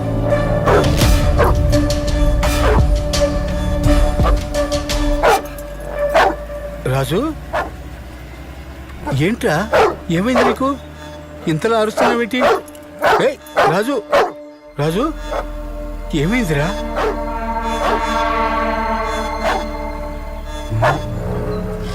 వెళ్ళింది ఇంటి చుట్టూ ఎన్నిసార్లు తిరుగుతూ అంటారు? వీళ్ళ వాకం చూస్తే ఏదో తేడాగా ఉండదు. చూడ్డానికి దొంగల్లా కనిపిస్తున్నారే. అరే రాజు, ఎక్కడికి పోతున్నావురా? రాజు ఆగు.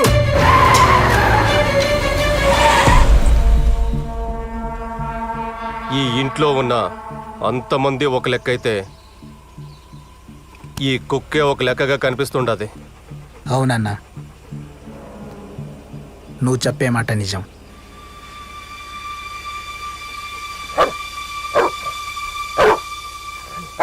అన్నా, ఇదే కరెక్ట్ టైం అన్నా. బండి ఎక్కించాయి. చంపేయన్నా, చంపేయ్.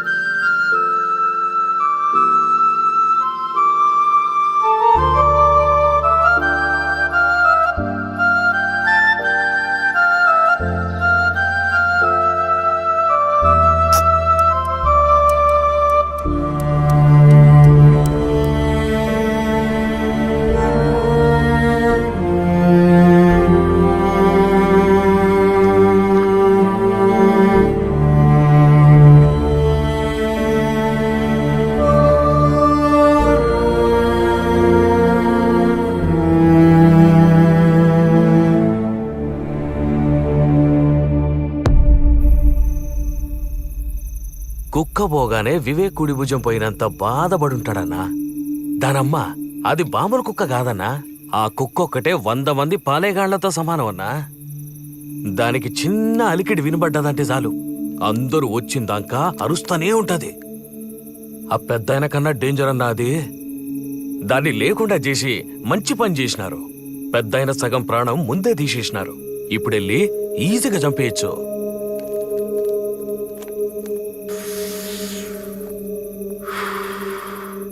వేయడానికి గొడ్డలి మాత్రం మంచి తెచ్చుండవరా.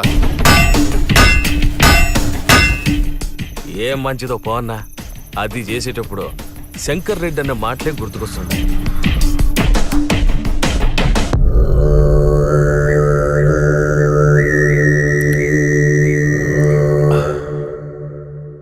మీరు చేసేది సైలెంట్గా అయిపోవాలా? ఎక్కువ యాగి చేయకుండా ముందు ముఖం మీద తలగడ పెట్టి ఊపిరి ఆపేయండి. సునీలన్న, అనుకున్నది పక్కాగా చేసిరండి. మధ్యలో ఆపేసి మాత్రం రాకండి. అన్నీ 1కి 2 సార్లు చెక్ చేసుకున్నాకే దిగండి. ఈ దెబ్బతో అయిపోవాలి వాడు. నేనంతా చూసుకుంటానన్నా. దస్తగిరి, నాకు గొడ్డలి కావాలప్పా. కొత్త జయించాలన్నా. ఏంది చేయించేది? ఈ చుట్టుపక్కల ఎక్కడ మనం ఏం చేసినా వెంటనే వివేకాకు ఫోన్ వెళ్ళిపోతుంది. ఊరికే భయపడమాకు శంకరెడ్డి అన్న. ఏది ఏమైనా నేను చూసుకుంటా. లేదన్నా, శంకర్ రెడ్డి అని చెప్పింది నిజమే. ఈ ఏరియాలో సీమ సిట్టుకుమన్న ఆ పెద్దానికి తెలిసిపోతుంది. అలాంటిది మనం కొత్త గొడ్డలొకటి చేపించినామని తెలిస్తే అంతే, నా భార్య ముండమయ్యాల్సిందే. ఏం దస్తగిరే, నువ్వు కూడా భయపడుతున్నావేమి? భయం కాదన్నా, నీకింకా వివేక్ గురించి పూర్తిగా తెలిసినట్లేదు. ఈ ఊరు కాదు కదా, అందుకే ఎగిరెగిరి పడుతుంటాడు. పొరపాటున వివేకాకు తెలిసి పాతాళానికి తొక్కితే అప్పుడు అర్థమవుతుంది ఈడ ఆయన ఏందో, ఆయన పవర్ ఏందో. ఏయ్, అనవసరమైన మాట్లాపి ఇప్పుడేం చేయాలో చెప్పు. నాకు తెలిసినోడొకడు కదిర్లో కొలిం పెట్టుకున్నాడు. అక్కడే చేయించుకొస్తానన్నా. సునీల్, అంతా జాగ్రత్తగా చూసుకోండి. నేను రేపు వివేక చేసే క్యాంపెయిన్ దగ్గరికి వెళ్తాను. అక్కడి నుంచి మీకు అప్డేట్ ఇస్తూ ఉంటాను. సరే.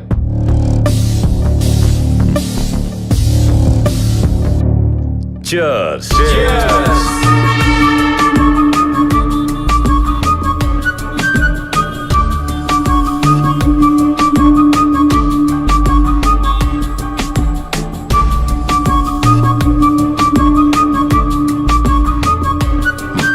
నమస్కారం. నమస్కారం.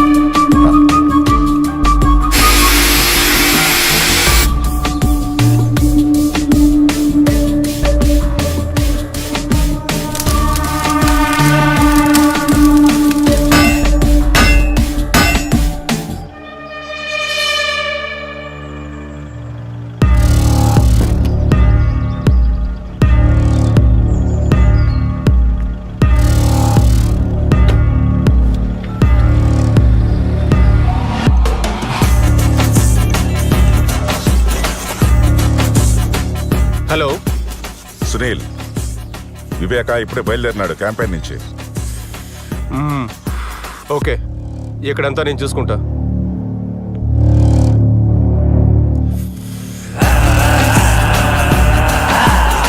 నమ్మించి మోసం చేసే వాళ్ళ అస్త్రం ఇది ఆ నలుగురి కుట్రం. నమ్మించి మోసం చేసే వాళ్ళ అస్త్రం ఇది ఆ నలుగురి కుట్రం. వెంట నడిచినారు, ప్రేమ చూపినారు, అయిన వాళ్ళే వెన్నుపోటు పొడిచినారు. కుట్ర పొందినారు, విషము చిమ్మినారు, కలియుగా నాశకునులై చేరినారు.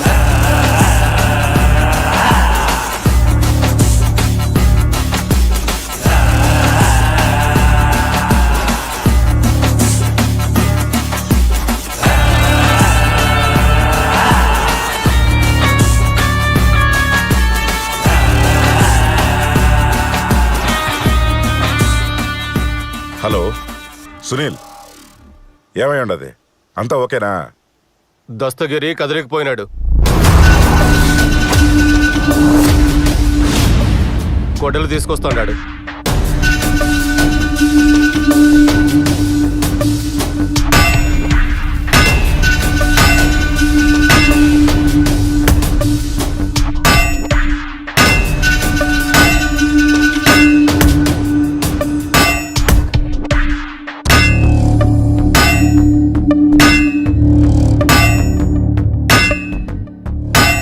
ఇప్పుడు ఎలాంటివేంది? అయినా నువ్వెందుకు పంపించినావా? ఇదంతా ముందుగానే చూసుకున్న బళ్ళా? నీకేమైనా బుద్ధుండదా? నువ్వేం కంగారు పడ మాకు, వాడు వస్తాడు.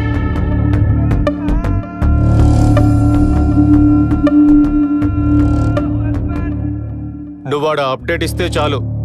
అది కాదు సునీల్. ఛ!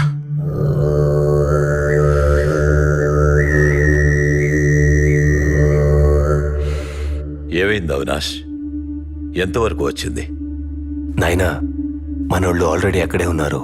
మనం కాసేపు కామ్గా వెయిట్ చేస్తే వాళ్ళ పని వాళ్ళు చేసుకొని వస్తారు. మీరు రిలాక్స్గా ఉండండి. ఇంతకీ అన్న ఏమంటున్నాడు? నవీన్ ఫోన్కి అప్డేట్స్ ఇవ్వమన్నాడు. జాగ్రత్తగా మెదడు వాడండి. ఏం చేసినా ఊరికే ఒకదానికొకటి చేసుకొని నెత్తి మీదేసుకోబాకండి. నాయనా, ముందు నువ్వు రిలాక్స్గా ఉండు. మిగతాదంతా నేను చూసుకుంటాను. ఊరికి నువ్వు భయపడి నన్ను భయపెట్టు మాకు.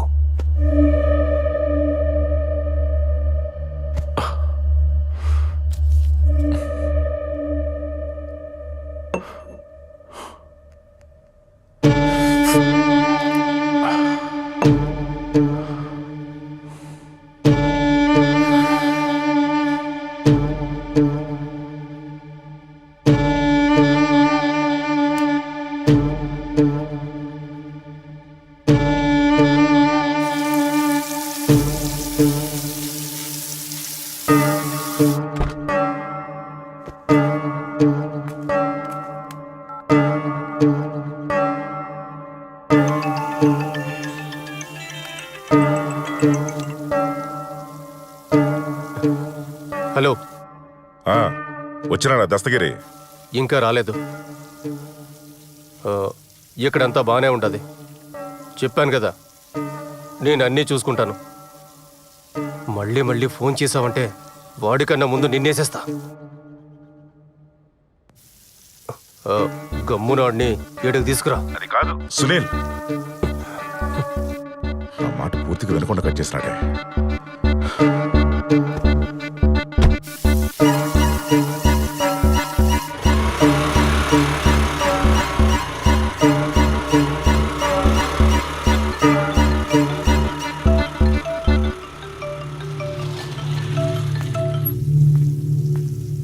ఏం దస్తగిరి, ఫోన్ చేస్తా ఉంటే తీయడం లేదేందబ్బా? అన్నా డ్రైవింగ్లో ఉన్నానన్నా, టెన్షన్ అవుతా ఉంది. టెన్షన్ దేనికబ్బా? ఇంతకీ తెచ్చినావా లేదా?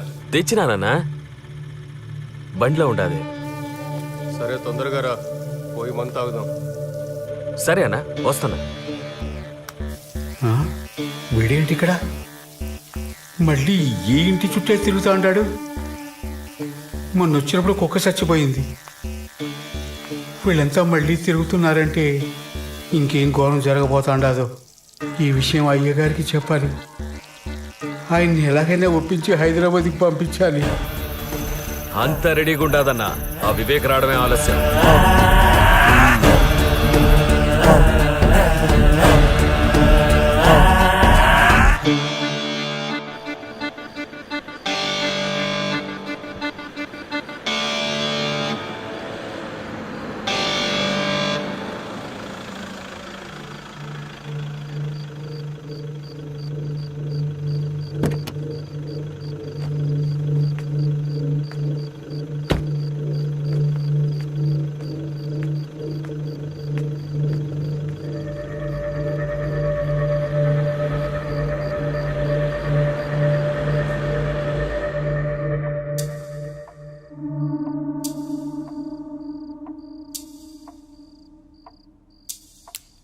అయ్యా, డ్రైవర్ని పిలిపించి హైదరాబాద్కి వెళ్ళిపోండి అయ్యా. ఏమైందిరా? అయ్యా, మన కుక్క చనిపోయిండది కదా, అది మంచి శకునం కాదు. ఇంట్లో ఏడ చూసినా భయమేస్తుంది. పైగా అమ్మగారు, వాచ్మెన్ ఎవరూ లేరు. మీరు కూడా హైదరాబాద్ వెళ్ళిపోండి అయ్యా. ఈ ఒక్కసారి నేను చెప్పేది వినండి అయ్యా. నాకెందుకో మనసంతా కీడు శంకిస్తా ఉండాది. కుక్క పోయిందని నాకు బాధగానే ఉండాదిరా. అది అపశకునమే కావచ్చు, కానీ దానికి మనమేం చేస్తాం? అది కాదయ్యా, నా మాట విని హైదరాబాద్కి వెళ్ళిపోండి అయ్యా. యాడికి రాపోయేది? పులివెందులలో, పైగా నా ఇంట్లో. నాకు భయమేందిరా? నన్నెవడేం చేస్తాడు? హో, నువ్వు దిగులు పడకుండా పోయి పడుకో. అది కాదయ్యా. నువ్వు వెళ్ళి పడుకోరా, నేను చూసుకుంటానుగా. రంగయ్య, అయ్యా, ఆ తలుపు తెరిచిపెట్టుండు. గంగిరెడ్డి వస్తా అన్నాడు. గంగిరెడ్డా? ఇప్పుడా? ఈ టైంలో గంగిరెడ్డితో పనేందయ్యా? ఏంటి రంగయ్య, ఈరోజు ఎంత మాట్లాడుతుండావు? ఆ గంగిరెడ్డికి ఏదో పని ఉండాదంట, మాట్లాడడానికి వస్తుండాళ్లే. అయ్యా, గంగిరెడ్డిని రేపు రమ్మని చెప్పండి అయ్యా. ఈరోజు ఇంటికి పొమ్మనండి. నువ్వు ఆలోచించకుండా తలుపు తెరిచిపెట్టి వెళ్ళి పడుకో.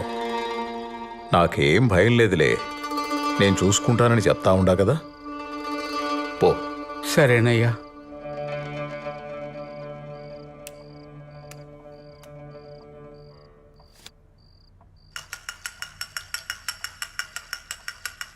ఏందన్నా, ఇప్పుడే వచ్చినారా?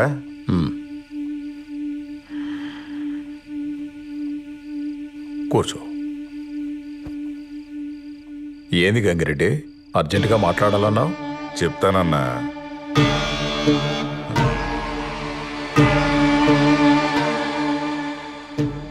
ఆ టైం కూడా వచ్చుండాది. దేని గురించి మాట్లాడాలి గంగిరెడ్డి? మీ గురించే బాధపడతాండన్నా. నా గురించా? నా గురించి ఎందుకు రెడ్డి? పాపం, ఇంట్లో నువ్వు ఒక్కడివే ఉండవు, కనీసం సెక్యూరిటీ కూడా పెట్టుకోలేదే. కాస్త జాగ్రత్తగా ఉండబాళ్ళా?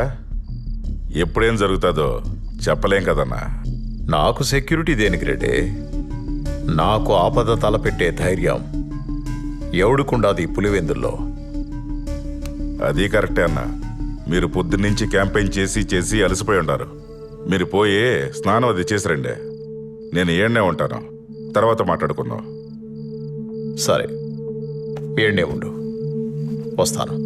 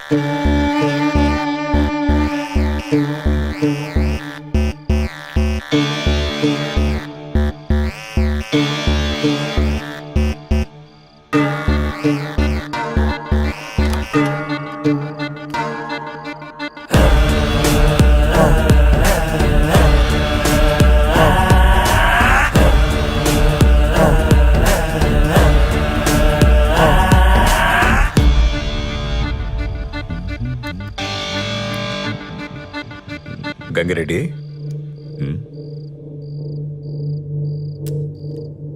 ఈ టైంలో వీళ్ళేంటి ఇక్కడ? అదేనా, ఆ బెంగళూరు సెటిల్మెంట్ గురించి మాట్లాడదామని వచ్చుంటారులే. మీరే కంగారు పడకండి అన్నా, అంతా నేను చెప్తాలే కానీ మీరు వచ్చి కూర్చోండి అన్నా. ఆ సెటిల్మెంట్ పంచాయతీ ఎప్పుడూ అయిపోయింది కదా.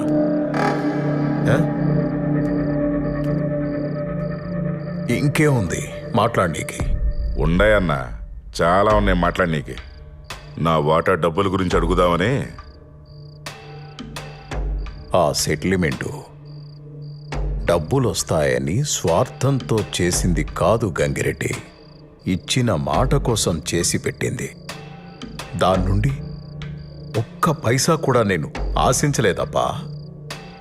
మరి నీకెందుకు ఇలాంటి దుర్బుద్ధి పుట్టిందో తెలియడం లేదు. అవును, నేను దుర్మార్గుడినే. నాకు నా డబ్బు కావాల్సిందే. నువ్వు ఇచ్చిన మాట కోసం చేసావో నీ స్వార్థం కోసం చేసావో అదంతా నాకు అనవసరం. నా డబ్బు నాకు కావాలి. ఎన్నిసార్లు చెప్పాలయ్యా నీకు? అర్థం కావట్లేదా? ఇది డబ్బుల కోసం చేసింది కాదు. దీని గురించి మర్చిపో. మళ్ళీ ఈ మ్యాటర్ గురించి మాట్లాడాల్సిన అవసరం లేదు. మాట్లాడితే వెళ్ళిపోతాండో. కూసో. నా డబ్బు నాకు కావాలి, నా వాటా నాకు కావాలి. ఇస్తావా లేదో చెప్పు. ఆల్రెడీ నీకు చెప్పాను కదా, ఇంకేముంది మాట్లాడడానికి? దేని గురించి మాట్లాడడానికి ఏమీ లేదు. అర్థమవుతుందా? అవదో, నాకు అర్థం అవ్వదు. నా వాటా నాకు కావాలి అంతే. ఇస్తావా లేదా చెప్పు.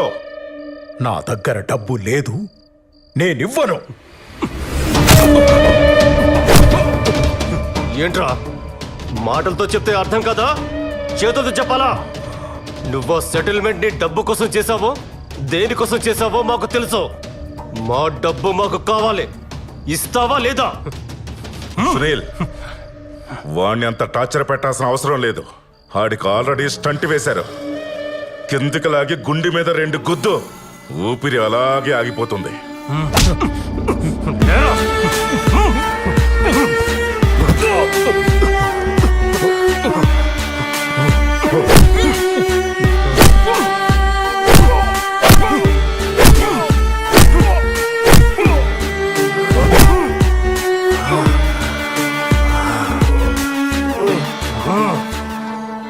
గొడ్డలివరా?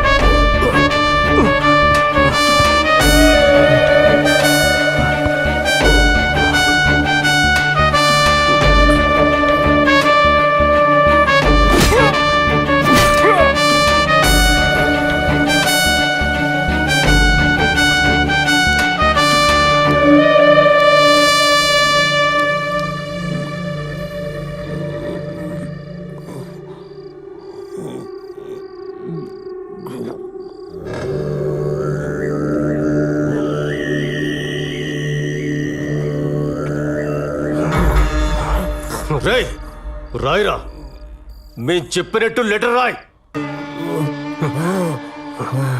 రాయమంటుంటే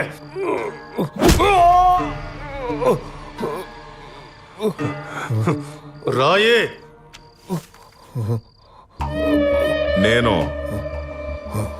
నా డ్రైవర్ ప్రసాద్ని త్వరగా డ్యూటీకి రమ్మని చెప్పిండానని, వాడు వచ్చి నన్ను ఇలా కొట్టినాడు. వాణ్ణి మాత్రం వదలొద్దు. నేను చాలా కష్టపడి ఈ లెటర్ రాస్తా ఉన్నాను. ఇట్లు వివేక.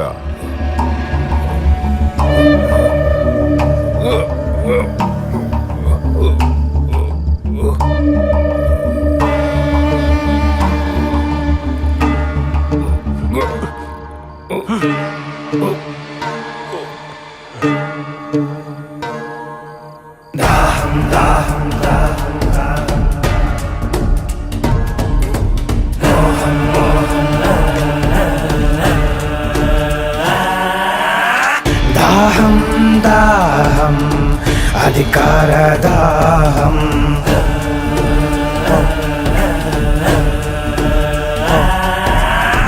మోహం మోహం కుర్చీ మీద మోహం,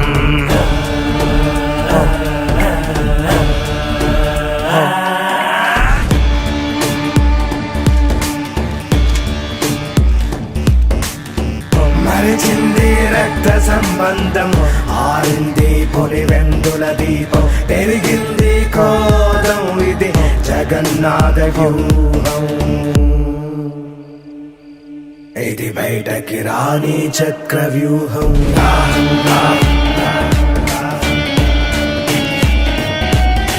మోహం మోహం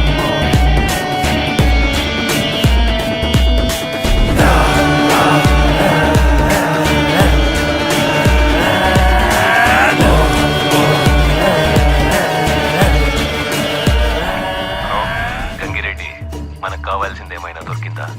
అదే పని మీద ఉన్నాను నాష్. దొరకగానే చెప్తాను. ఆ ముసలోడి ఊపిరి ఆరిందా? వాళ్ళు అదే పని మీద ఉంటారు. పని అయినాక కాల్ చేయండి. ఓకే.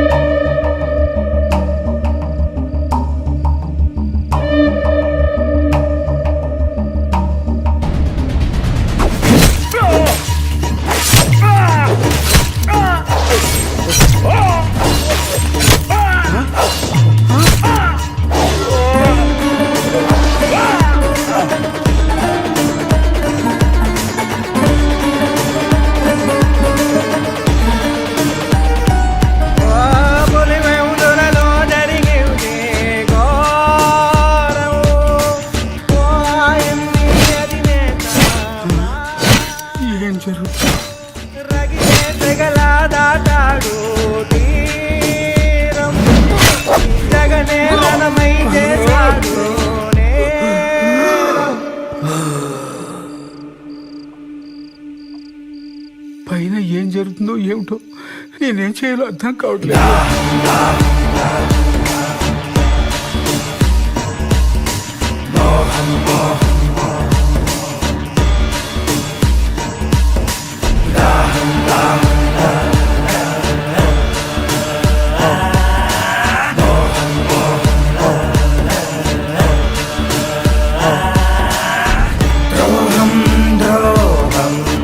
విశ్వాసద్రోహం మదనం మదనం తెర వెనక మరణం.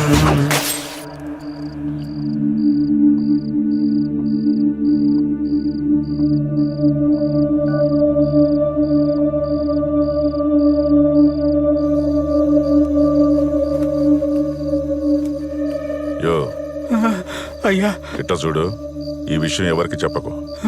దీని వెనకన చాలా పెద్ద తలకాయలు ఉన్నాయి. యో ఎవరికైనా చెప్పినావనుకో నీ పని అయిపోతుంది. ఇప్పుడు నన్ను ఏం చేయమంటారయ్యా? నువ్వేం చేయాల్సింది లేదు. నీకేమీ తెలియనట్టుగానే ఉండు. పొర్రపాటు నా నోరు జారావో నీ ప్రాణం పోతుంది. అర్థమైందా? అట్టగనయ్యా. అయ్యో దేవుడా.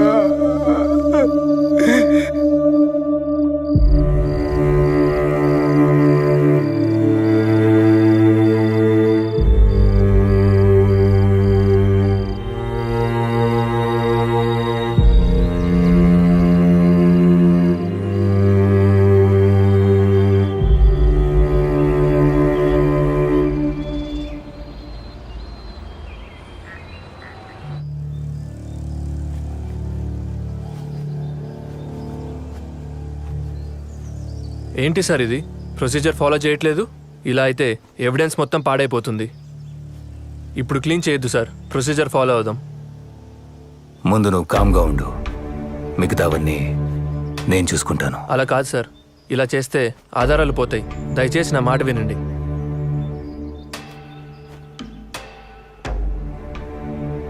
సిఐ గారు, ఫ్రీజర్ బాక్స్ని క్లోజ్ చేయండి. ఇది చాలా అన్యాయం కదా సార్. న్యాయం ఎప్పుడు డబ్బున్నోడి చేతిలోనే ఉంటుందిరా. పద తీసుకో.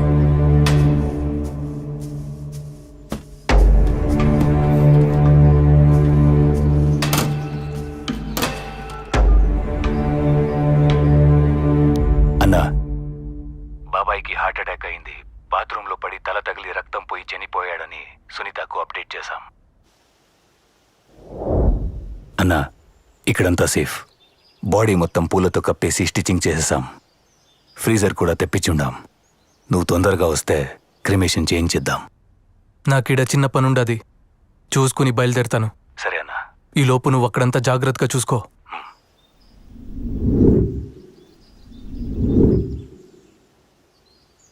సునీత్ వచ్చిందా? శవాన్ని చూసిందా?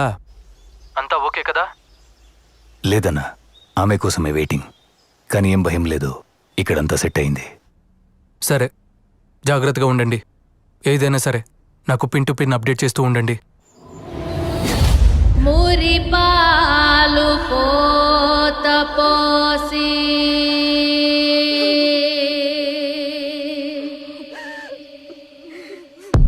కనుపా. సరే అన్నా, సునీత వచ్చింది. నేను మళ్ళీ ఫోన్ చేస్తాను.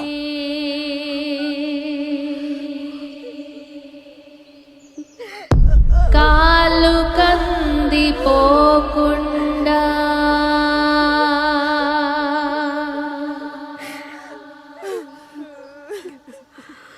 నీడలాగా కాసినావు.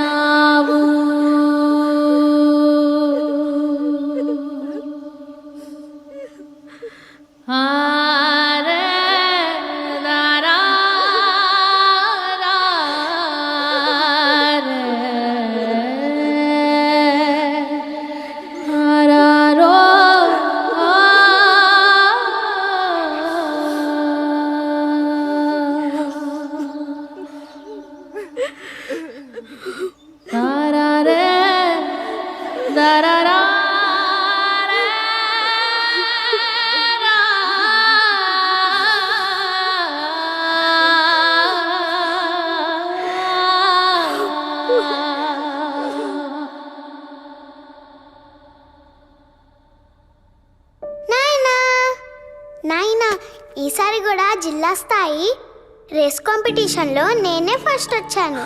ఇదిగో ప్రైజ్ కూడా ఇచ్చారు. హా. నా చిన్నారి తల్లి, అన్నిట్లో నువ్వే ఫస్ట్ వస్తావని నాకు తెలుసు.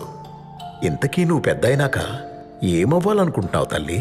నేను కూడా పెద్ద నాయనలాగే 5 రూపాయల డాక్టర్ అవుతాను నాయనా. పెద్ద నాయనలాగా అందరినీ బాగా చూసుకుంటాను. అయితే నన్ను కూడా బాగా చూసుకుంటావు కదా? నిన్నైతే పక్కనే ఉండి బాగా చూసుకుంటా నాయనా. నేను పక్కనుండుంటే ఇదంతా జరుగుండేది కాదు కదా నాయన. ఇదంతా నాదే తప్పు. నన్ను క్షమించండి నాయన. నా బంగారు తల్లి. వివేకాలు పంచే నాయనా,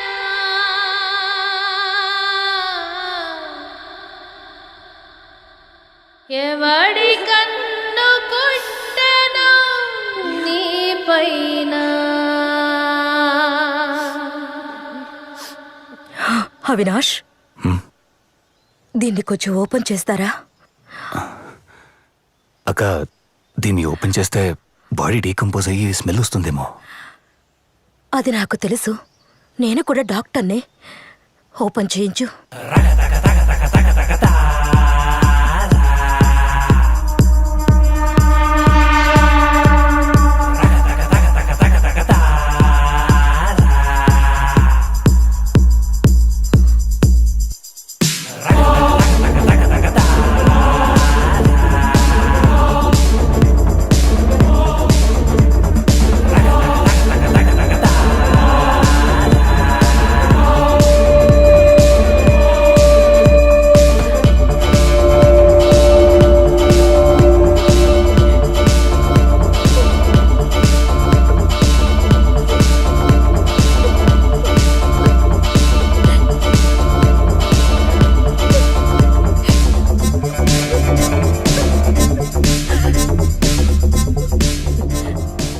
అవినాష్, నాయన బాడీని పోస్ట్ మార్టంకి పంపించు. ఎందుకక్క చచ్చిన మనిషిని మళ్ళీ చంపడం? పోస్ట్ మార్టం అంటే బాడీని చీల్చి చండాలం చేస్తారు. బాబాయ్ని ఇలాగే ప్రశాంతంగా పంపించేద్దాం. పోస్ట్ మార్టం అంతా వద్దనుకుంటా. అవినాష్, చెప్పింది చెయ్యి.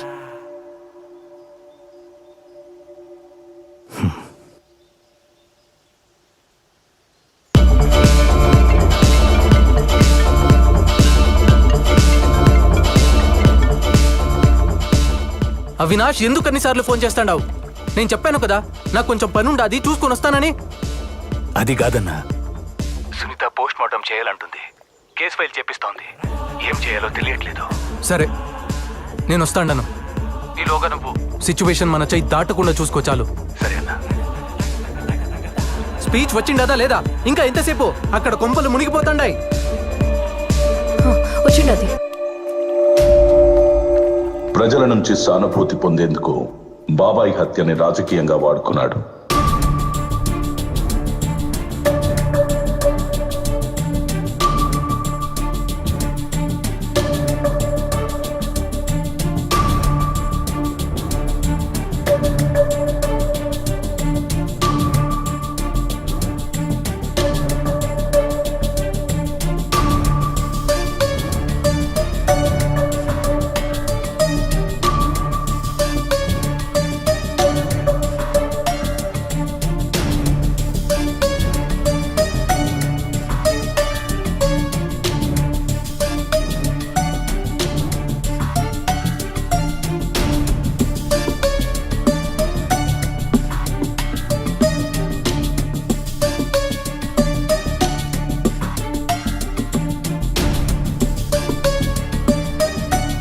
చిన్నాన్న మీద జరిగిన ఈ ఘటన నిజంగా అత్యంత దారుణమైన, రాజకీయంగా అత్యంత నీచమైన చర్య ఇది.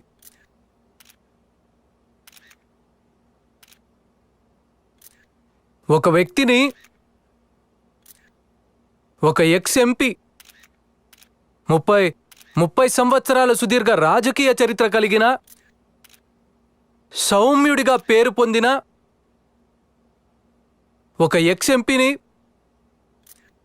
అతి కిరాతకంగా ఇంట్లోకి చొరబడి చిన్నానను బెడ్రూమ్లో బెడ్ పక్కన గొడ్డలితో నరకడం జరిగింది. జరిగిన తర్వాత తల మీదే దాదాపుగా 5 సార్లు గొడ్డలితో నరికారు. నరికిన తర్వాత తాను బాత్రూంకు వెళ్ళి బాత్రూంలో రక్తం కక్కుకుని బాత్రూంలో, ఆ తర్వాత బెడ్రూమ్ నుంచి బెడ్ పక్క నుంచి బాత్రూమ్ దాకా తీసుకుపోయారు. బాత్రూంలో తను రక్తం పూసినారు.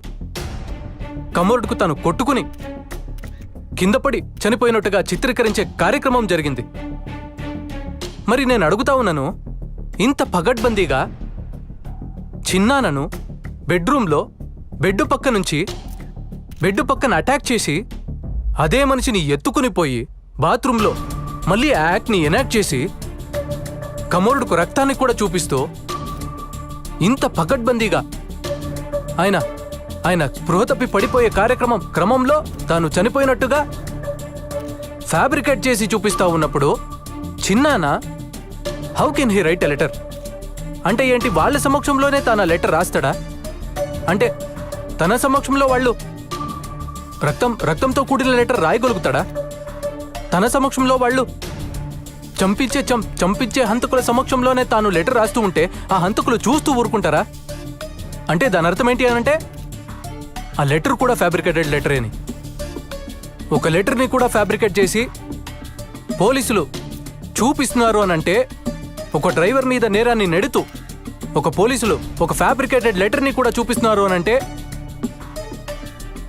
టోటల్గా ఈ వ్యవహారం అంతా కాన్స్పిరసీ తీరు నుంచి పక్కకు పోయి ఒక ఎక్స్ ఎంపీని అత్యంత దారుణంగా చంపారన్న విషయం మీద నుంచి పక్కకు పోయి ఒక సౌమ్యుణ్ణి అన్యాయంగా చంపినారన్న అంశం మీద నుంచి పక్కకు పోయి టోటల్గా ఈ విషయాన్ని వేరే పద్ధతులకి తీసుకెళ్లే కార్యక్రమం దగ్గరుండి జరుగుతూ ఉంది అక్కడ.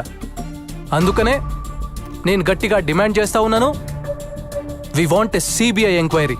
ఆ రోజుల్లో నాన్న ప్రతిపక్ష నాయకుడిగా ఉన్నప్పుడు రాజారెడ్డిగా అబ్బని చంపినప్పుడు చంద్రబాబు నాయుడే, నాన్నగారు ప్రతిపక్షంలో ఉన్నప్పుడు రాజారెడ్డిగా అబ్బని చంపినప్పుడు చంద్రబాబు నాయుడే, మళ్ళా నాన్నగారు హెలికాప్టర్ క్రాష్ లో చనిపోయినప్పుడు అసెంబ్లీలో అన్న మాటలు చంద్రబాబు నాయుడు గారే, నాన్నగారు హెలికాప్టర్ క్రాష్ లో చనిపోయినప్పుడు అసెంబ్లీలో అన్న మాటలు చంద్రబాబు నాయుడు గారే, నా మీద దాడి జరిగినప్పుడు చంద్రబాబు నాయుడు గారే ముఖ్యమంత్రిగా ఉన్న వ్యక్తి, నా మీద దాడి జరిగినప్పుడు చంద్రబాబు నాయుడు గారే ముఖ్యమంత్రిగా ఉన్న వ్యక్తి. ఇవాళ చిన్నాయన మీద దాడి జరిగిన నేపథ్యంలో ముఖ్యమంత్రిగా ఉన్న వ్యక్తి మళ్ళీ చంద్రబాబు నాయుడే.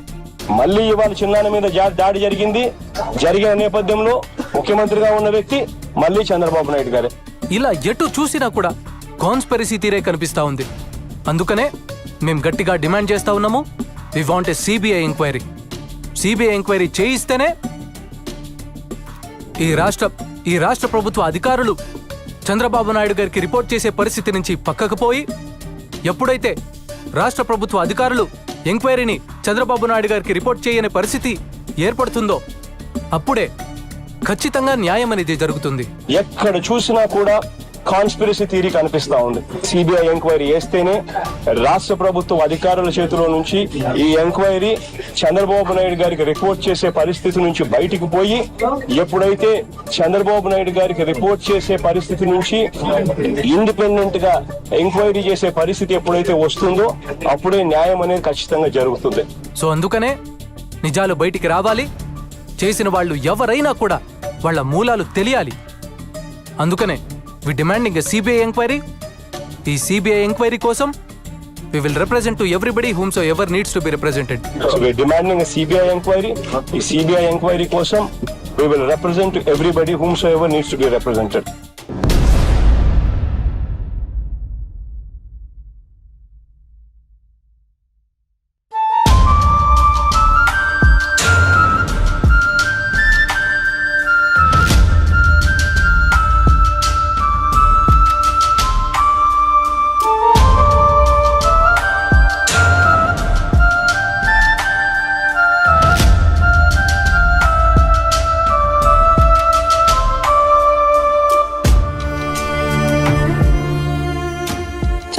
వ్యక్తిని గురించి రకరకాలుగా అవమానిస్తుంటే బాధపడ్డానండి.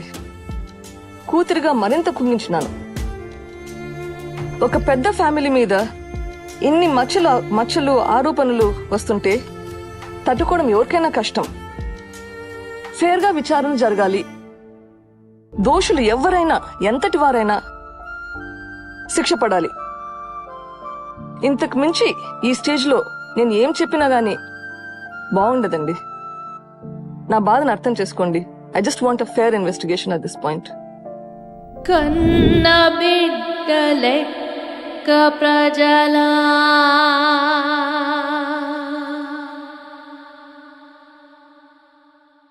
బాగు నీవు కోరినావు,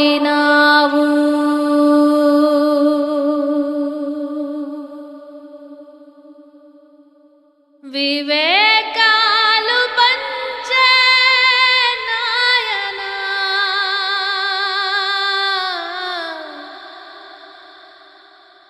ఎవడి కన్ను కుట్టెను నీ పైన